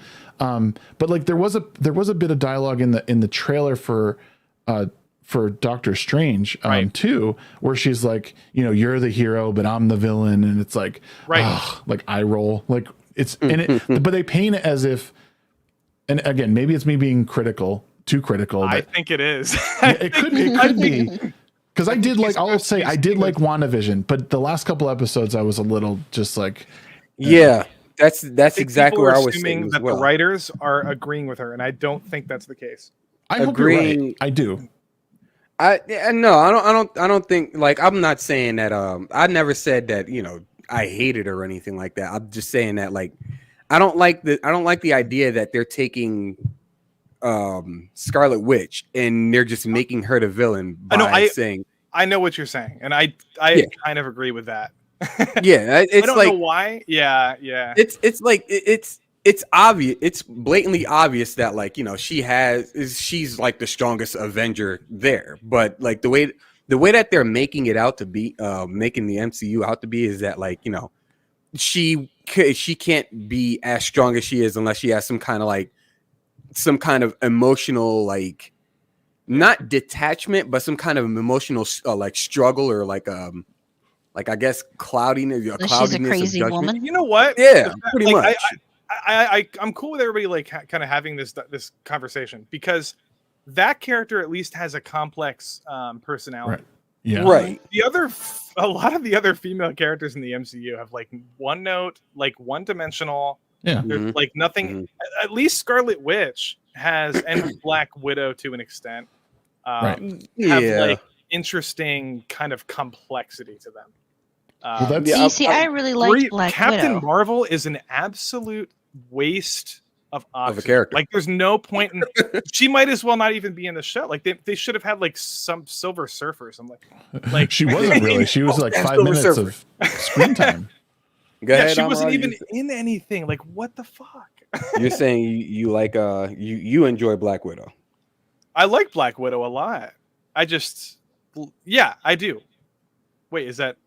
Oh no, sorry. I was saying Amarada. I like Black Widow. Yes. Oh, okay. Yeah, so there's that. I mean, I liked them both. I liked Black Widow, and initially, I am not a comic book person, so I don't have the background of the comics. And initially, I really liked Scarlet Witch, but when I started hearing more about WandaVision, my issue is I'm very tired of the whole manipulative woman trope, or evil manipulative woman trope, I suppose I should say. Yeah. Well, the way Hollywood plays it anymore is way overused in my mind. Because women are manipulative, but we also manipulate for good sometimes, you know? Oh, whatever. So I would like to see that.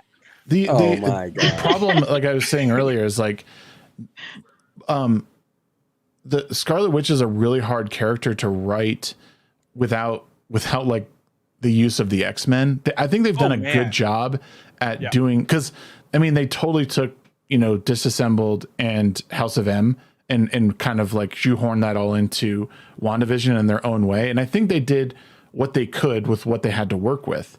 I thought Agatha Harkness was an interesting like choice. Again, like nobody knew who she was. And they were totally, it was a totally different version of than what, she was like a mentor of Wanda, I believe at one point.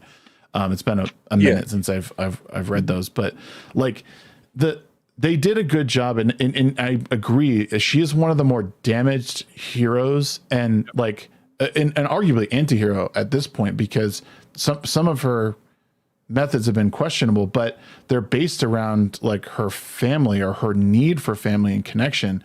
And that's not something you see from, like you said, Lofty, the other female characters. They're more like I'm the strong woman and I don't need a man, snap. And like and her character is very complex. I hope and it looks like they're going to be feeding on more of like House of M stuff in Doctor Strange too. It looks like anyway.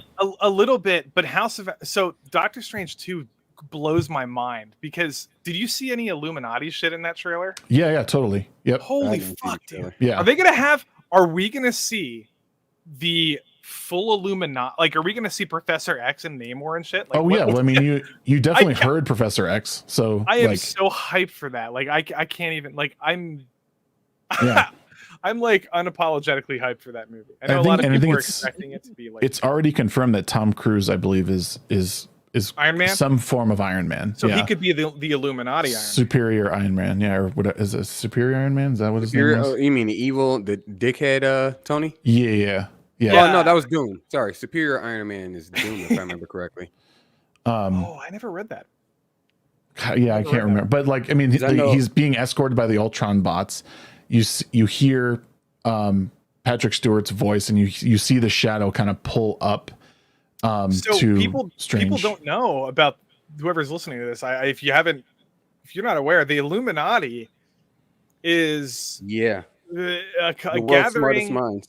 It's the best. It's like this I think 6 or 7, right, of the greatest heroes of the Marvel canon. So it's Black Bolt of the Inhumans, Namor, Professor X, Iron Man. I don't know. And Black Panther.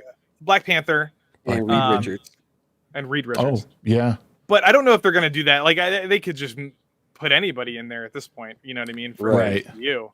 Like, it could be. I remember at one point in time when it came to like, their Illuminati, they recruited Captain America mainly because like he's the most noble person. They were like, all right, we need you to guard this. He put the Infinity Gauntlet on too, didn't he? Yeah. Yeah. That was that was actually a pretty good run there. I like that run. That was I can't remember. I'm terrible with names of writers. I can't remember the name of the run myself, but yeah, it was pretty good. I think that was during the same Infinity. book with it was it Infinity?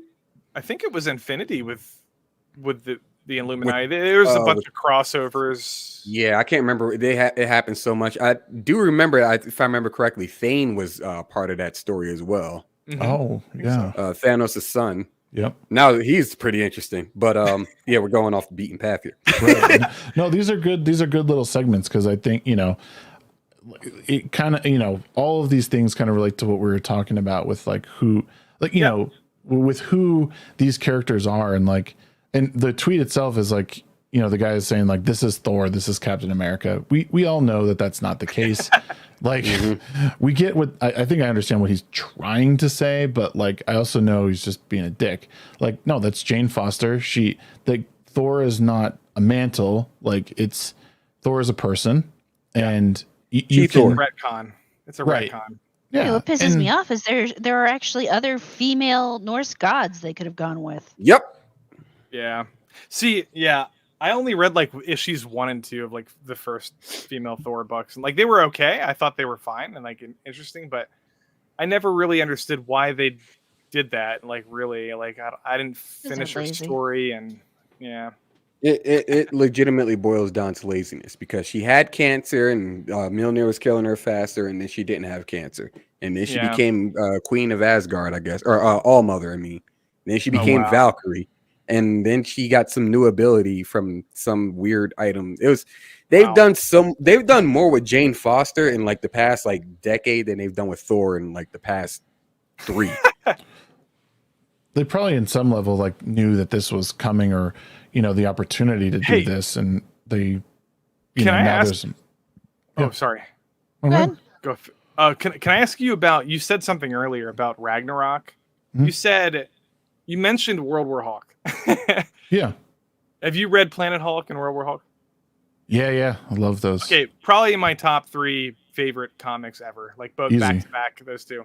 Yep. But I thought they did not do it justice. Like, in my opinion, that should have been 2 films, like on its own. Easily. Hulk, especially when Hulk returns. Oh it's my God. It's a great story, man. Like, it's an insanely good story. Can you imagine, like, Hulk? Okay, first off, they did it because they wanted to force this, like, buddy comedy with Thor, and, like, they had this idea. They were like, oh, this is cute. And they don't have the rights to the Thor solo films, and they don't have the rights to Silver Surfer.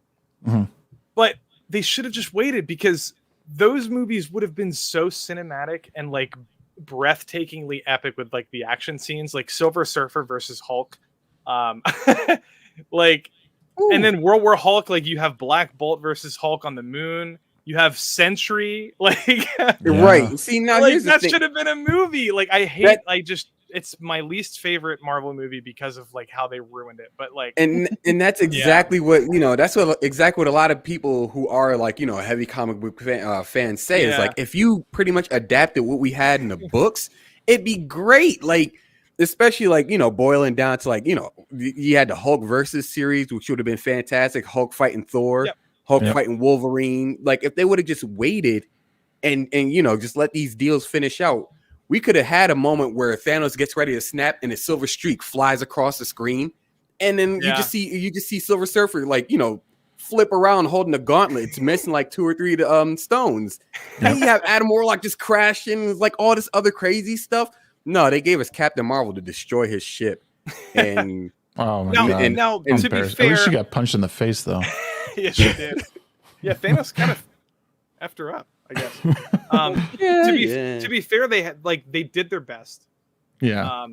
I will say that the 10-year Infinity War saga was like pretty great. Like, I think it's the most entertaining like franchise that it's just I rewatched all of these movies like over and over again. Like, I like them a lot. Mm-hmm. I just think Ragnarok in particular was such a disappointment because like Hulk deserves way more than like what they gave us. It's so sad. They've never. The problem is like it just for some reason the Hulk movies are not well received. I like the Edward Norton movie. It's okay. I like that one. But like they just don't like. They just don't seem to pan out, and they seem to instead they just decided to we'll sort of give him a trilogy alongside other people, which seemed to work well enough. But yeah, you know, like there's so much as like fans of like the books where you're like, wait, like no, just please do this. There's a whole amazing storyline with the Hulk and in the Planet Hulk and the World War Hulk books. They were so good, but you know, like. Would it have fit in the MCU? No, I mean probably not. Like it would have been a lot more difficult to do what they did. Like I said, like my thing with Ragnarok was I was it made me smile to see like the armor, you know, like to see him like in the same armor. Yes. And to, like it was but those movies, you know, as we all know, they're for normies. They're not for true fans. They're for people who are just like, oh, this is cool and flashy. Yeah, exactly. Except for you know, even when it came to I mean, I was going to say I mostly agree with Lofty about it being a really great series, except for they lost me after the Infinity War because I didn't want to see Endgame. Something between Infinity War and Endgame just kind of got so derivative and so repetitive. But Infinity War ended on the most cliffhanger. It really wasn't that much of a cliffhanger to me. Ever. Because I knew in the end they were going to win. I mean, obviously, otherwise, why would you make a movie called Endgame? But it just kind of got very repetitive. I mean, especially cinematically, when you're looking at the fights, the way they stage the fights the same way every time. You get that slow motion and the blah, blah, blah. And I got bored with it. The 360 panoramic. Yeah. I thought Infinity War had some of the best action choreography I've ever seen in any film. Like, including, like, I'm a huge, massive martial arts movie fan, too. Mm-hmm. That Iron Man Thanos fight and Spider-Man was, like, unbelievably epic. Yep. It was on par with, like, it was, like, up there with Dragon Ball Z. Like, I'm dead serious. I will die on that hill. Now, here's my thing. Like, you have... My thing is this, like you have what's the guy's name? The guy that worked on The Mandalorian. Yeah. The guy that played Favreau. Yeah, John Favreau. There we go. Sorry. Yeah. You have like John Favreau. You have the Russo brothers. You have Taika Waititi. You have all these people that are currently working on Marvel as it is. And it's like, oh, this looks great, this, that, and the other. And you have Sam Raimi, who belts out 3 Spider-Man movies, even though the third one wasn't as good as the first 2. And swamps everything that they put out. I'm sitting here like, I will watch Tobey Maguire movies, like those 3 Spider-Man movies over and over and over, because the acting was not, it wasn't you know, the Marvel humor, but it was pretty intrinsic to what Spider-Man is. The action was intrinsic to what Spider-Man is. The story was intrinsic to what Spider-Man is. That formula feel that all the Marvel movies seem to have now. Right. It almost go into a Marvel movie and you can almost beat for beat predict what's going to happen, and that's where they start to lose me.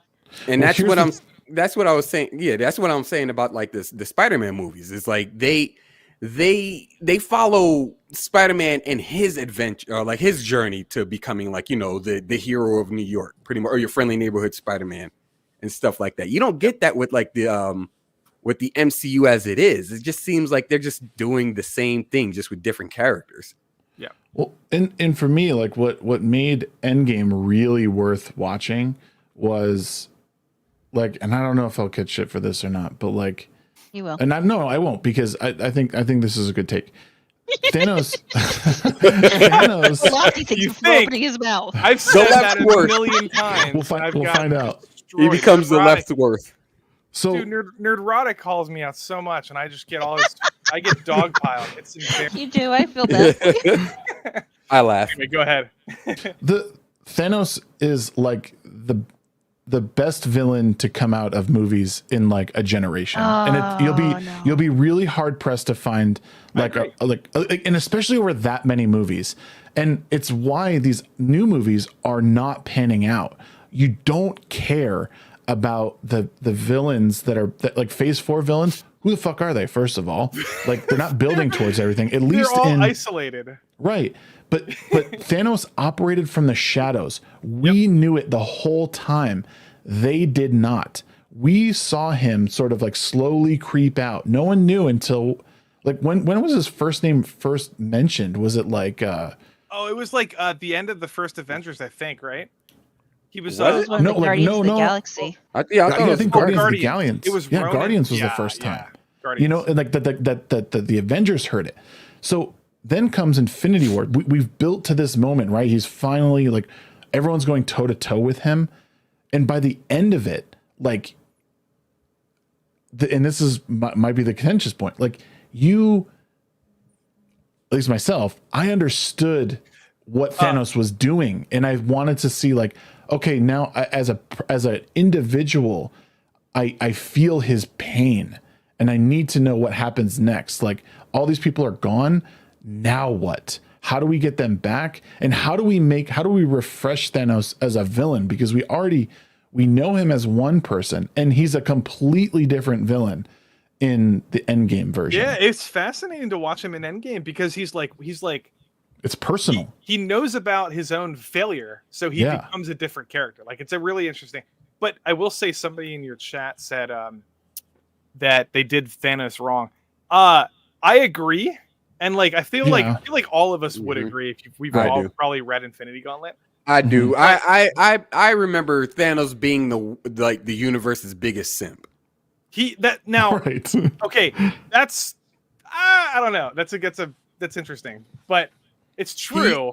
The man wiped out half of the universe to impress someone who didn't care about him. Yeah, but listen, I think that storyline, regardless of whether or not he's like a simp, is actually like pretty poetic. Like the fact that it's Lady Death, and like you have Mephisto there, like talking in his ear, and there's so many dynamics. I do think that would have been more interesting, but what I think part of where they lost me is his lack of motivation in the end. I mean, he does it, and then he it boils down to like a science experiment for him, which is like less poetic and like less interesting as like his version of the comic and then he goes off and becomes a farmer, and it's like, oh, but okay. Even still, like there is some kind of like I've read into some like his social his ideas about population control and like, you know, all that kind of stuff, and like it's breaks down if you really like if you spend a lot of time thinking about it, but it's pretty, and if you're immoral enough to think it's okay to just kill people. So well, he's exactly right. He's still complex enough, you know what I mean? Right. I think he's a well nuanced villain that I don't. There hasn't been at least a Marvel villain who has even come close to him, and I know, you know, like anything that's been done so far, like people are saying that Christian Bale's villain is supposed to be like one of the. I mean, I know the character. I don't know if they'll do him justice or not, but like it. I don't know. Like the problem is, again, the problem is there's so much telling of how bad these creatures or people are, and not enough showing like how maniacal they can be. Like Thanos was like you're always like, oh my god, when are we gonna see him again? Like this guy, and like little teases, and then when they finally kind of come face to face with him, like they still don't know what to do. Like because it was. It was like Tony first hears the name in Infinity War. He goes, "Tell me," is like once isn't it Infinity War when Hulk goes crashing through?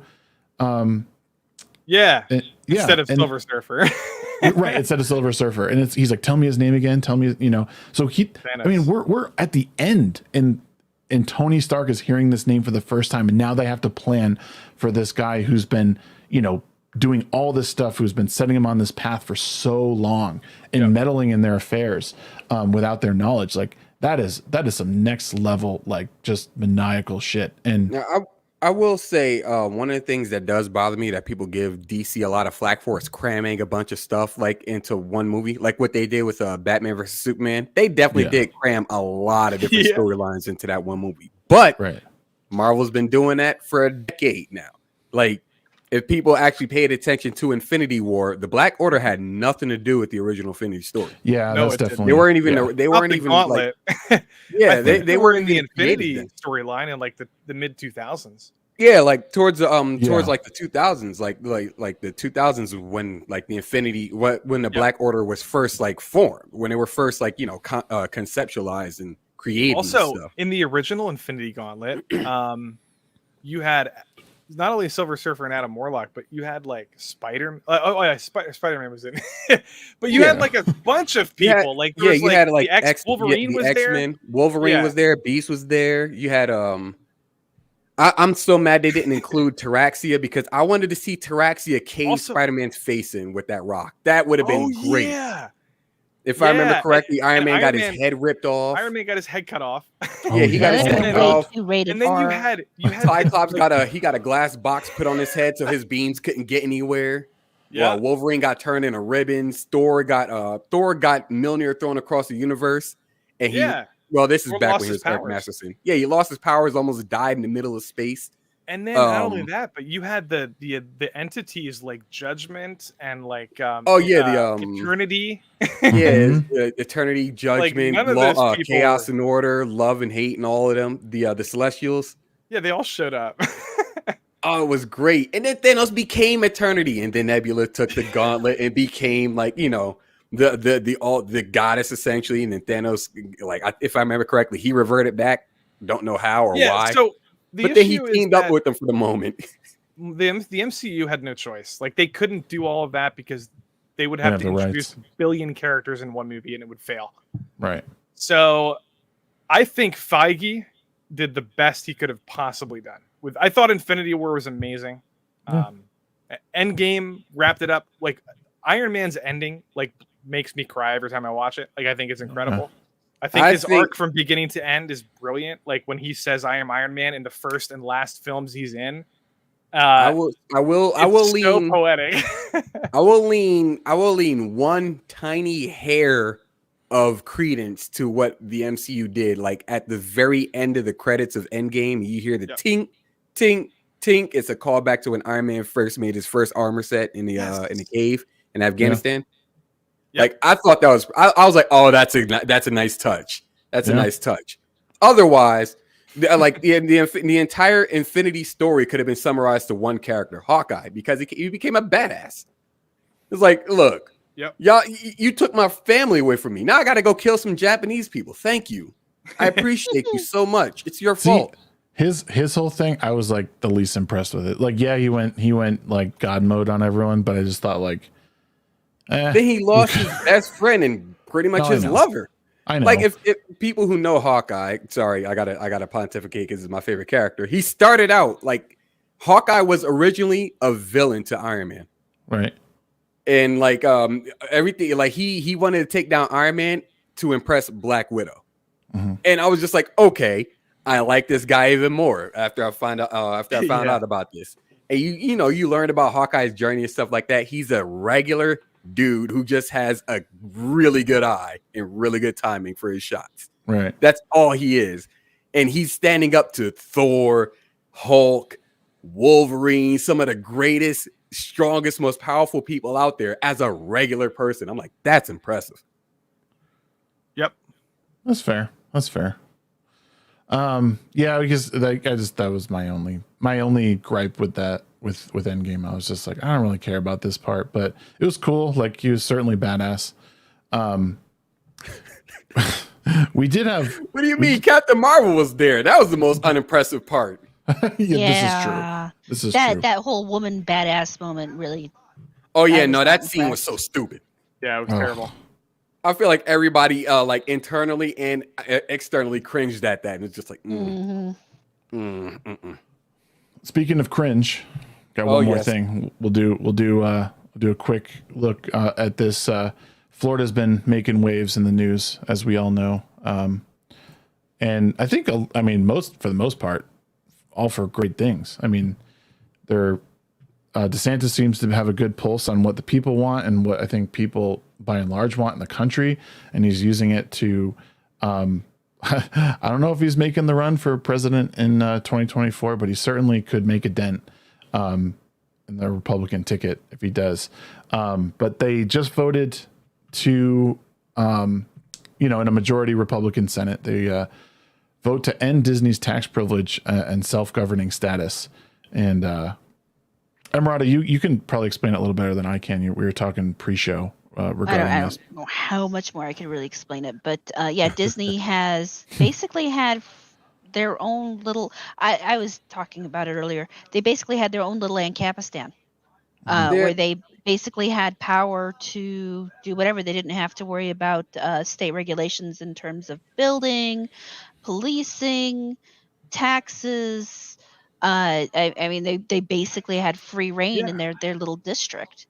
Right. And because personally, I would have rather seen everybody get that as opposed to them taking away from Disney, but that's a totally separate story. They took away their freedom. How is the government not crooked? Come on. Well, no, there's They're voting on here. This is just passing the Senate, so it still has to pass the House. I think it passed.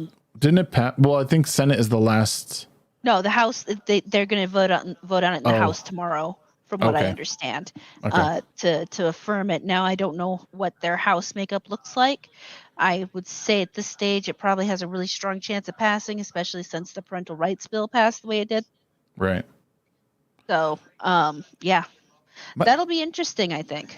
Yeah, my big issue with this is like, well, like taxation is theft. I think we can all agree with that.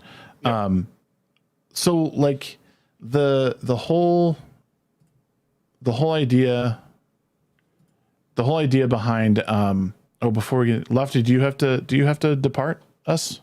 Yeah, I'm supposed to watch the newest Moon Knight episode with my brother before I go you're not missing anything, but yes, if you need to go, yeah, he wants me to watch it with him. I always do, and then that's fine. You've given us a lot of time, and I appreciate you heading out. I know you've been exiled from Twitter for the next 7 days, but anything you want to speak He's on a backup account. He's on a backup account. I'll be back.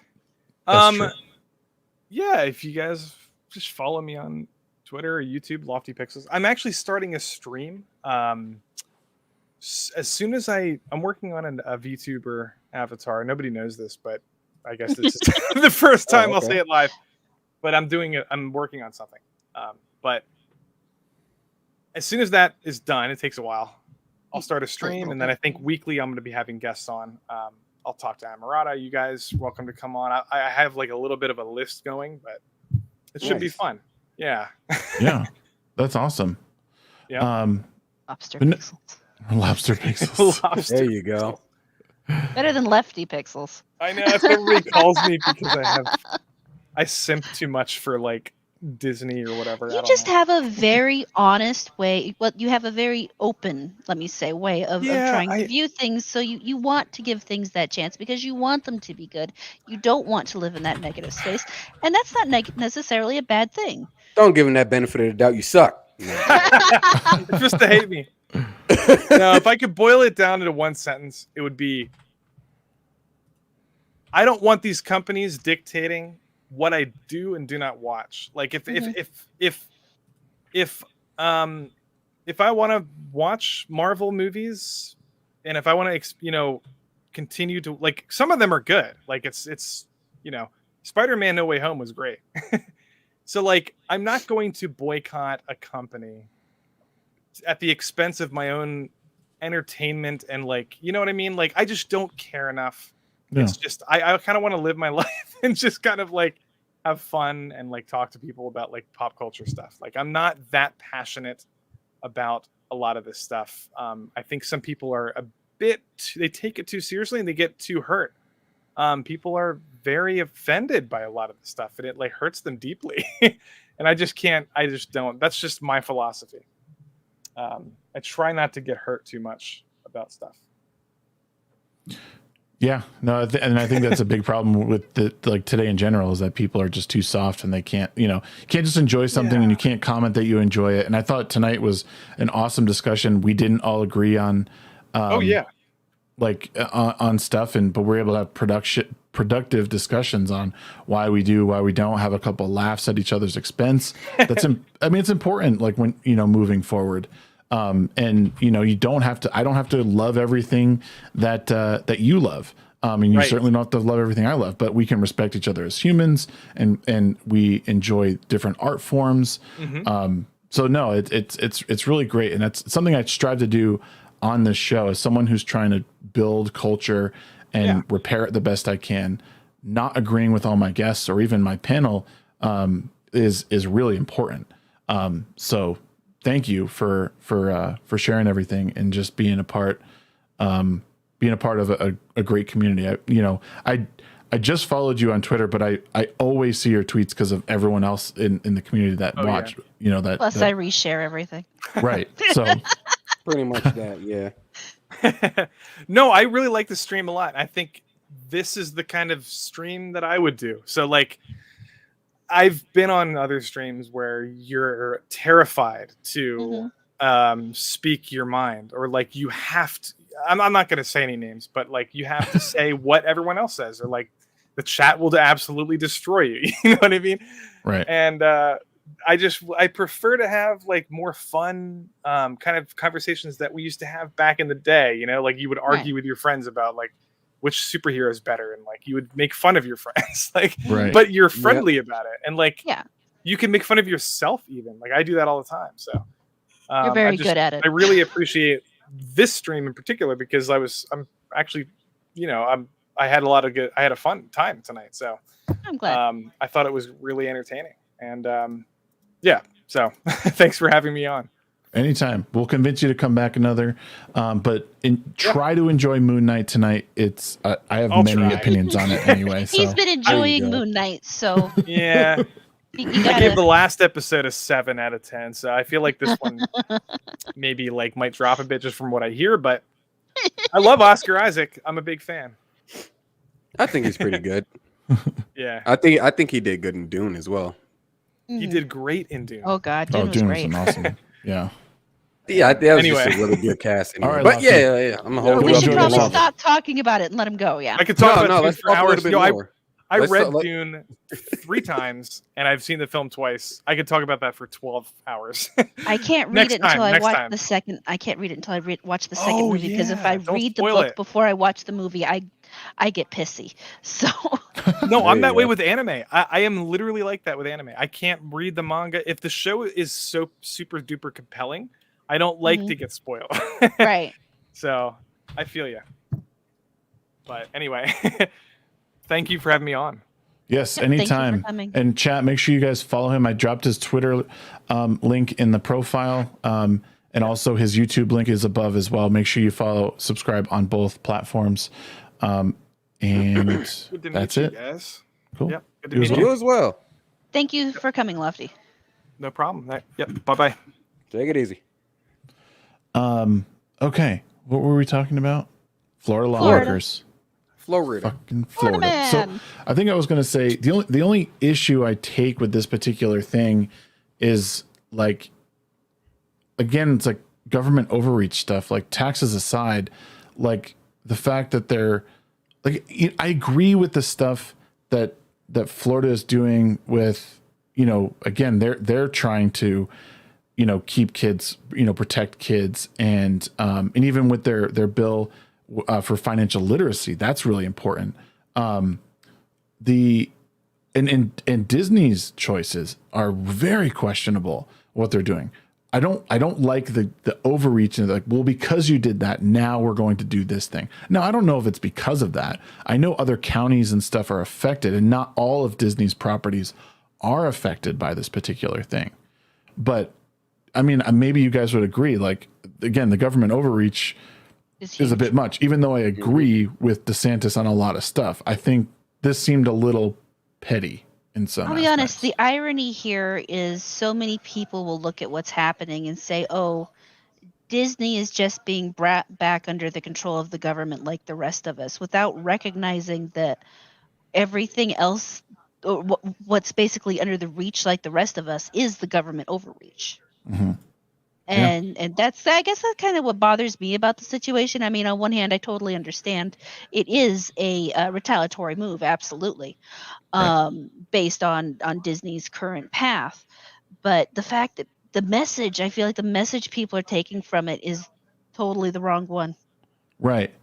Yeah. Like this is like, if, and I hate using the Republican Democrat, like, you know, thing, but wobbly. Like that's just right. Yeah, it's just like, this is not necessarily the move, and what happens is people who are extreme on the right are like, haha, see, bah, bah, bah, like that, you go DeSantis, and it's like, no, this isn't how we're gonna repair what's going on, because again, this goes into like the eye for an eye shit, like eye for an eye is gonna make the whole world blind.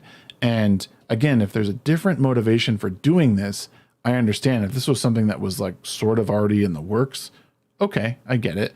But if it's in direct retaliation for what Disney is doing, it really is bad form, in my opinion.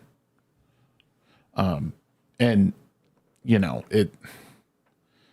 like I said, I respect DeSantis for what he's doing. I think he's doing a good job leading Florida, but this, again, and this isn't necessarily him. He'll sign off on it, I'm sure, but Right.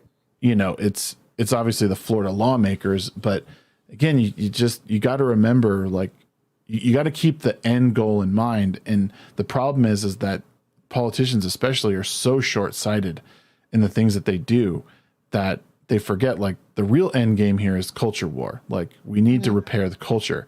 It's not like these little teeny tiny incidental things like this, and not to mention, like, you know, the whole taxation thing. So I don't know. I mean, F Disney for sure, but Frick those guys. yeah. But, like, you know, I don't want it to be at the expense of, like, you know, government overreach. You know, it just doesn't. I don't want to set that precedent where, because, you know, one place will precedent's do already set. Realistically, they're just being brought back in line with everybody else. Yeah. HTK, welcome back. By the way, I thought you had to go to work, but welcome back. He was driving home from work. Oh, driving home from work. As much as I can't stand Disney, I hate the government more. Don't want them pushing more power. Exactly. And this is just one of those things. And I was really happy you shared this, because I did want to talk about it. And then it, like, the more I thought about it, I was just like, wait a minute, like, this isn't something that we want. Like, so. Right. And yeah, and it's like Mr. Smith there says he's asking if Universal has the same governing status, and then if not, Disney should have it. The fact is we should all have it. Right. It has nothing to do with Disney or Universal or Fair or anything. The overreach there is overreach on everybody, and it's just right now Disney gets the freedom we should all have. Get you some bullshit. Yes, absolutely bullshit. Yeah, no, it's a shame. I don't know. We'll see how it plays out. We'll see if it passes the House. I assume it will. I believe it's just a Republican run state through and through. Oh man, we are, like, getting good at this, like, timing thing. Yeah. Have you realized, like, I mean, almost everyone's, like, right. Like, we get through our stuff right at 2 hours. We have good discussions in between. Lofty was an awesome guest. And we wander around, even though, I mean, we're doing good. Yeah. You're welcome. I think we're entertaining. How does everybody else think? Does the chat think we're entertaining? Because we think we're entertaining. Right. I said what I said. You're welcome. We didn't get to talk about Johnny Depp and Amber Turd, but, you know, that's fine. It'll still be going on next week. I was about to say that's something that's going to be going on for some weeks. Right. And if you really want good commentary on it, you got to go to Ricada Law to get all that good stuff. Yeah. I don't give that nose any more credit than he deserves. Or that umbrella guy. Oh yeah, go see Tug, but don't give that credit to the nose. That stupid nose. That guy's great. Fuck him though. Have you watched him on Twitch at all? I actually really like watching him play video games. I watch him. I watch Nick on Twitch. Dude's great. Oh, he's awesome. What a personality, man. He's absolutely. Like, I'm so glad that I stumbled upon his content with the Rittenhouse stuff, because I really wanted to know, like more about it. And when I saw he was doing, I think I saw Pasobic's tweet about him doing it, and I was like, oh, I'll go check it out. And his following just built day after day after day after day. Yeah, and his commentary was just spot on. I mean, his bias seems, obviously more conservative, but, like, what he was saying made sense. And even some of his panelists, like, I think, was it Nate the lawyer? Like, he didn't always agree with stuff. And I really liked that his input was being put in there. And, like, he was kind of trying to balance things out a bit. And I've watched a couple days of the Johnny Depp stuff on his channel. So, that whole thing is just fucked. Oh God. Yeah. So much craziness there. We last week we did mention, if you guys find things that you would like to chat with us or want us to talk about, please in the the weekly clips, or even here, feel free to drop topics in the chat or in a comment, or if you're in our respective Discords, shoot us a message. Tag us on Twitter. All of our links are in the description below. We want to hear about stuff that you guys are interested in, and a lot of this stuff is like we try and keep it as topical as it's more of like a review of the week, right, or things leading up to the week. But if something pops up or whatever and you guys want to hear about it, we are happy to cover it. Any sort of feedback you have, I do have plans to try and put up get like a custom email, or at least a Gmail for us to where you guys can like write in, and we can maybe even do a segment of reading some of your feedbacks. I've always been a fan of stuff like that. So a lot of stuff that we can do, but we obviously want to kind of keep you guys in the loop and feel like you're a part of this as much as we're a part of it. And I'm really glad we had a week's break there, because I needed to recharge my batteries, not just like work wise, but I was a little sick. My kids were sick, and I just, oh man, it took even when I left, it took a couple of days for me to sort of get back in the swing of things, on top of having jet lag. So, but yeah, I don't know. Like I said, I've been out of the loop for a week or so. What, you guys have anything planned? Emerada, what do you got going on your stuff? Oh, you know me. More Elden Ring. We've started playing Ark on Fridays and Saturdays. Survival Evolved with dinosaurs? Yes, Survival Evolved with dinosaurs. If you want to join, you're welcome. Just let me know and I'll get you hooked up with the guy who can get you on the server. Okay. So you're definitely willing to play, hey, welcome. There we go. That's the word I was looking for. Welcome to play with us. Okay. Nice. Yeah, I played Ark for a long time. I was an early adopter of that game, even like through all its like hellish bugs. The only reason I stopped was because all my friends would play for like 18 hours a day, and they would just like make me stuff, and I was like, I kind of want to go through the progression of this game. Sounds like me. Yeah. So, but it's a fun game. My only frustration with it is that the server keeps running when it's closed, when you're off of it. That's my only frustration, because I can only play 2 times a week. So yeah, it's literally everything's dying before I get back to the game. Yes. So I have my friend. We're talking about knowing it. What's the word? Shutting it down in between, so it doesn't tick off on us. Okay. That way we can enjoy the game without feeling rushed. Does that game still perpetuate like your body? Like when you log off, like your body just flops on the ground? Yeah. Okay. Because they'll log. The other two will typically log off before I do. So I'm wandering around with their bodies. I accidentally hit one of them once while I was messing around with something. It's interesting. The collision gets like pretty janky. Well, at least in the beginning, the collision in that game was so janky that like you just like if you were like riding a Triceratops, you like just stayed away from your base, because it just like crashed through everything. Yeah. Kill your mates. Sheep, what's going on with you? I know you. So are you working directly with Eric July on animation and stuff, or not animation, but like drawing and stuff? Or are you being a part of his? Not.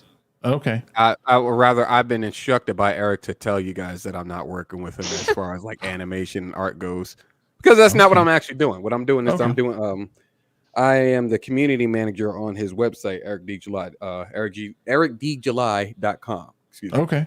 But I'm just pretty much answering emails for people that are having troubles with having issues with using the site, or if they have questions that they want to get to Eric or something like that. Okay.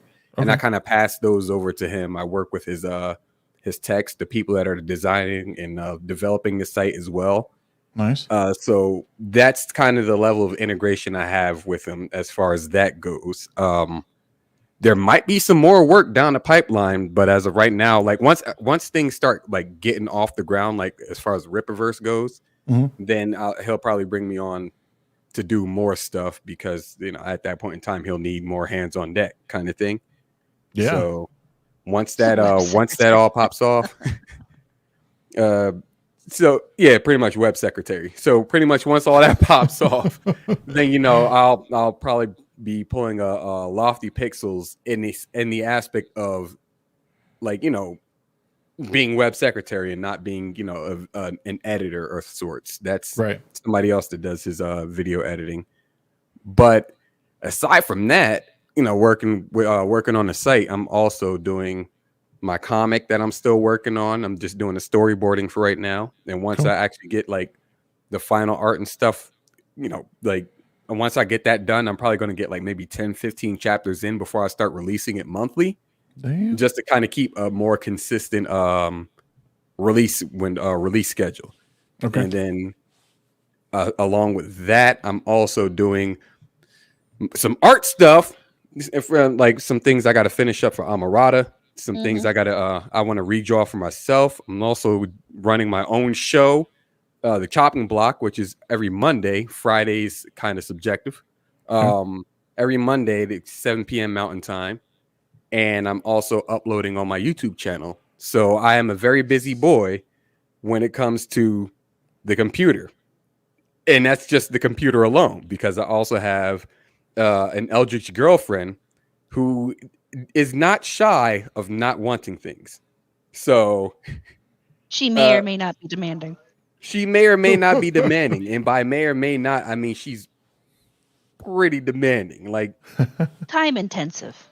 Time intensive. There we go. There you go. She's time intensive. This hero's sweating a lot. X to doubt. X to yeah, that's fair. That's fair. Nonetheless, all of that stuff is true, and that's where you could find me. You know, doing all that stuff. Sheep City and all over the place. Busy man. Good to hear it. You guys know me. You can find me all over the internet as well. Under @TheShagsworth, Twitter, Twitch, here on YouTube. You guys are obviously here on my page. If you're one of the people who has not subscribed to the channel, please make sure you subscribe. This show, the Mid Week Hump, premieres every week, normally at 9 p.m. Mountain Standard Time. We were a little late today because I had some family stuff to do, but 9 p.m. Mountain Standard Time is when we start. We talk about the news, we talk about culture, we talk about politics sometimes. If you're into that, please be a part of it. Like I said, our links are all down below.